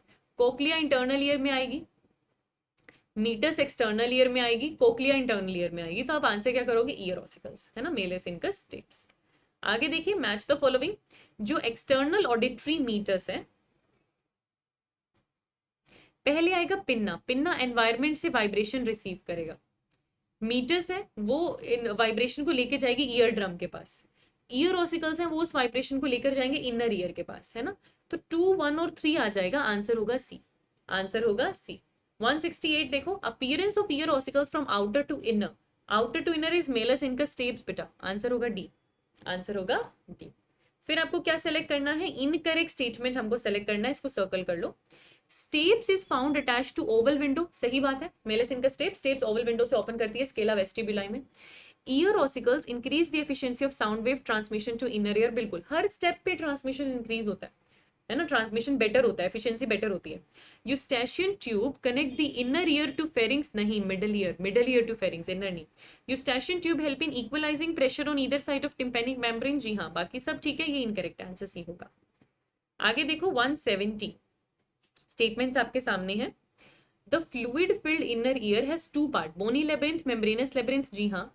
Membranes labyrinth surrounds the bony labyrinth, नहीं, bony labyrinth surrounds the membranous labyrinth, बाहर बोनी है, अंदर मेम्ब्रेनस है। तो असर्शन ट्रू है, रीजन फॉल्स है, ए ट्रू है, बी फॉल्स है, आंसर ए होगा। 171 देखो, 171 देखो, फिर से मैच द फॉलोइंग आ रहा है आपके पास। इसको क्या हो गया, ये भी थक गया कि बहुत सारे क्वेश्चन हो गए। अरे अरे अरे, चल पड़ा 171 क्वेश्चंस तो पूरे करेंगे आप, है ना। क्या कह रहे हैं, मैच द फॉलोइंग हमको। लैबिरिंथ, लैबिरिंथ अगर हम देखें तो ये फ्लूइड फिल्ड रीजन होता है, इनर ईयर में आपको मिलता है। टिम्पैनिक मेम्ब्रेन ईयर ड्रम है, ठीक है। बोनी लेब्रिंथ के अंदर पेरीलिम्फ होता है, मेम्ब्रेनस लेब्रिंथ के अंदर एंडोलिम्फ होता है। लेब्रिंथ जो फ्लूइड फिल्ड पोर्शन है वो आपको इनर ईयर में देखने को मिलेगा। तो 3, 1, 2 और 4 आंसर होगा बी, आंसर होगा बी। आगे देखो, identify the incorrectly matched pair. Membranous labyrinth is surrounded by perilymph, बाहर की तरफ पेरीलिम्फ है, अंदर एंडोलिम्फ है। Scala vestibuli coiled portion of labyrinth. Cochlea hearing के लिए होता है, सही बात है। स्केला मीडिया के अंदर एंडोलिम्फ है, सही बात है। तो इनकरेक्ट यही है बेटा, कोइल्ड पोर्शन आप कोक्लिया को बोलते हो ना, कोइल्ड पोर्शन लेब्रिंथ का कोक्लिया है, सिर्फ स्केला वेस्टिब्यूलाई नहीं बोलेंगे। तो ये आपके पास इनकरेक्ट हो जाएगा। आगे देखिए जरा, question number 173। Within the bony labyrinth 3 chambers आपको मिलते हैं, है ना, अंदर बोनी लेब्रिंथ के अंदर मेम्ब्रेनस लेब्रिंथ है, वैसे 3 चेम्बर्स हैं। सबसे ऊपर स्केला वेस्टिब्यूलाई, फिर स्केला मीडिया, फिर स्केला टिम्पैनाई, है ना। तो आंसर क्या होगा, ए, आंसर क्या होगा, ए। आगे देखो 174, रीजनर्स मेम्ब्रेन। रीजनर मेम्ब्रेन आपको कहाँ मिलती है, स्केला वेस्टिब्यूलाई और स्केला मीडिया के बीच में, क्योंकि ऊपर की तरफ होती है बेटा रीजनर्स मेम्ब्रेन। बेसिलर मेम्ब्रेन आपको कहाँ मिलती है, स्केला मीडिया और स्केला टिम्पैनाई के बीच में, क्योंकि ये मिडल में है, ठीक है। टिम्पैनिक मेम्ब्रेन कहाँ है, आउटर और मिडल ईयर के बीच में, ये आपका ईयर ड्रम है। और टेक्टोरियल मेम्ब्रेन कहाँ है, ऑर्गन ऑफ कोटाई में, हेयर सेल्स के ऊपर जो मेम्ब्रेन है वो टेक्टोरियल मेम्ब्रेन होती है, ठीक है। तो 3412 यानी कि आंसर होगा डी। आगे देखिए क्वेश्चन नंबर 175।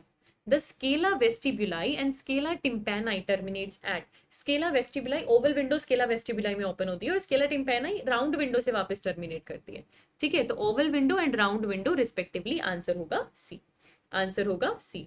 176 डायग्राम एबीसी दे रखा है, आपको पहचानना है, ठीक है। तो ए आपके पास ये स्केला वेस्टिब्यूलाई है, इसके अंदर ये रीजनर मेम्ब्रेन होती है बेटा। फिर ये स्केला मीडिया है जिसके अंदर ये ऑर्गन ऑफ कोटाई आपको दिख रहा है, और उसके ऊपर कवर है टेक्टोरियल मेम्ब्रेन जो ऑर्गन ऑफ कोटाई को कवर कर रही है। तो आंसर ए होगा, आंसर ए होगा। आगे देखिए 177, ऑर्गन ऑफ कोटाई जो आपको कोक्लिया में मिलता है वो किस पर लोकेटेड है, बेसिलर मेम्ब्रेन। देखो एक ही क्वेश्चन कितनी बार कितने तरीके से पूछा जा रहा है, किस पर है organ of Kotai, basilar membrane. आगे देखो, इनकरेक्ट स्टेटमेंट बताना है ऑर्गन ऑफ कोटाई के बारे में। इट कंटेन हेयर सेल्स, वो ऑडिटरी रिसेप्टर है।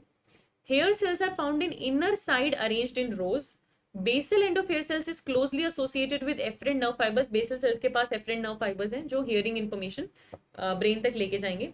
इन between ends of hair cells and afferent nerve tectorial membrane is present. बेटा जो टेक्टोरियल मेम्ब्रेन है वो हेयर सेल्स और एफरेंट नर्व फाइबर्स के बीच में नहीं है।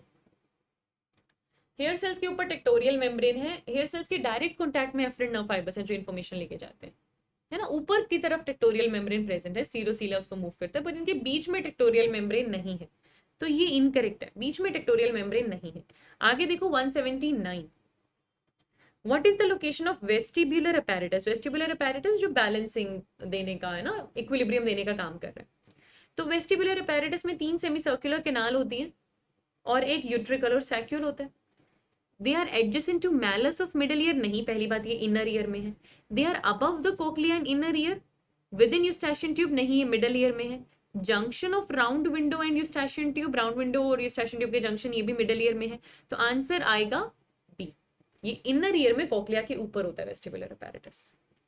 वेस्टिबुलर अपैरेटस में क्या क्या आ रहा है, ऑर्गन ऑफ कोटाई इसमें नहीं आएगा, ऑर्गन ऑफ कोटाई इसमें नहीं आएगा, इसमें सेमी सर्कुलर कैनाल आती है, साथ में ओटोलिथ भी आता है बेटा, सेमी सर्कुलर कैनाल और ओटोलिथ ऑर्गन भी आता है जिसमें आपका सेक्यूल और यूट्रिकल आता है, ठीक है। आगे देखिए 181, consider the following statement, 3 semicircular canal of inner ear are found in different planes at right angle to each other। जी हाँ, at right angle to each other। The 2 semicircular canals play major role in hearing while the third canal is vestigial। ऐसा नहीं है, सबका अपना equal role होता है, तो एक ठीक है और दूसरा फॉल्स है, आंसर ए होगा। आगे देखिए question number 182, the sensory part of otolith. Otolith में क्या बेटा, सेक्यूल और यूट्रिकल है, सेक्यूल और यूट्रिकल के नीचे थोड़ा सा स्वोलन रीजन होता है जिसे बोलते हैं एम्प्यूला, और उस एम्प्यूला के अंदर बैठा होता है मैक्यूला, ठीक है, और मैक्यूला ही उसका सेंसरी पार्ट है। तीनों सेमी सर्कुलर कैनाल में जो सेंसरी पार्ट होता है वो क्रिस्टा होता है, उनके उनके एम्प्यूला में क्रिस्टा एम्प्यूलरिस है, और ओटोलिथ में मैक्यूला है, ओटोलिथ में मैक्यूला है, तो आंसर होगा सी।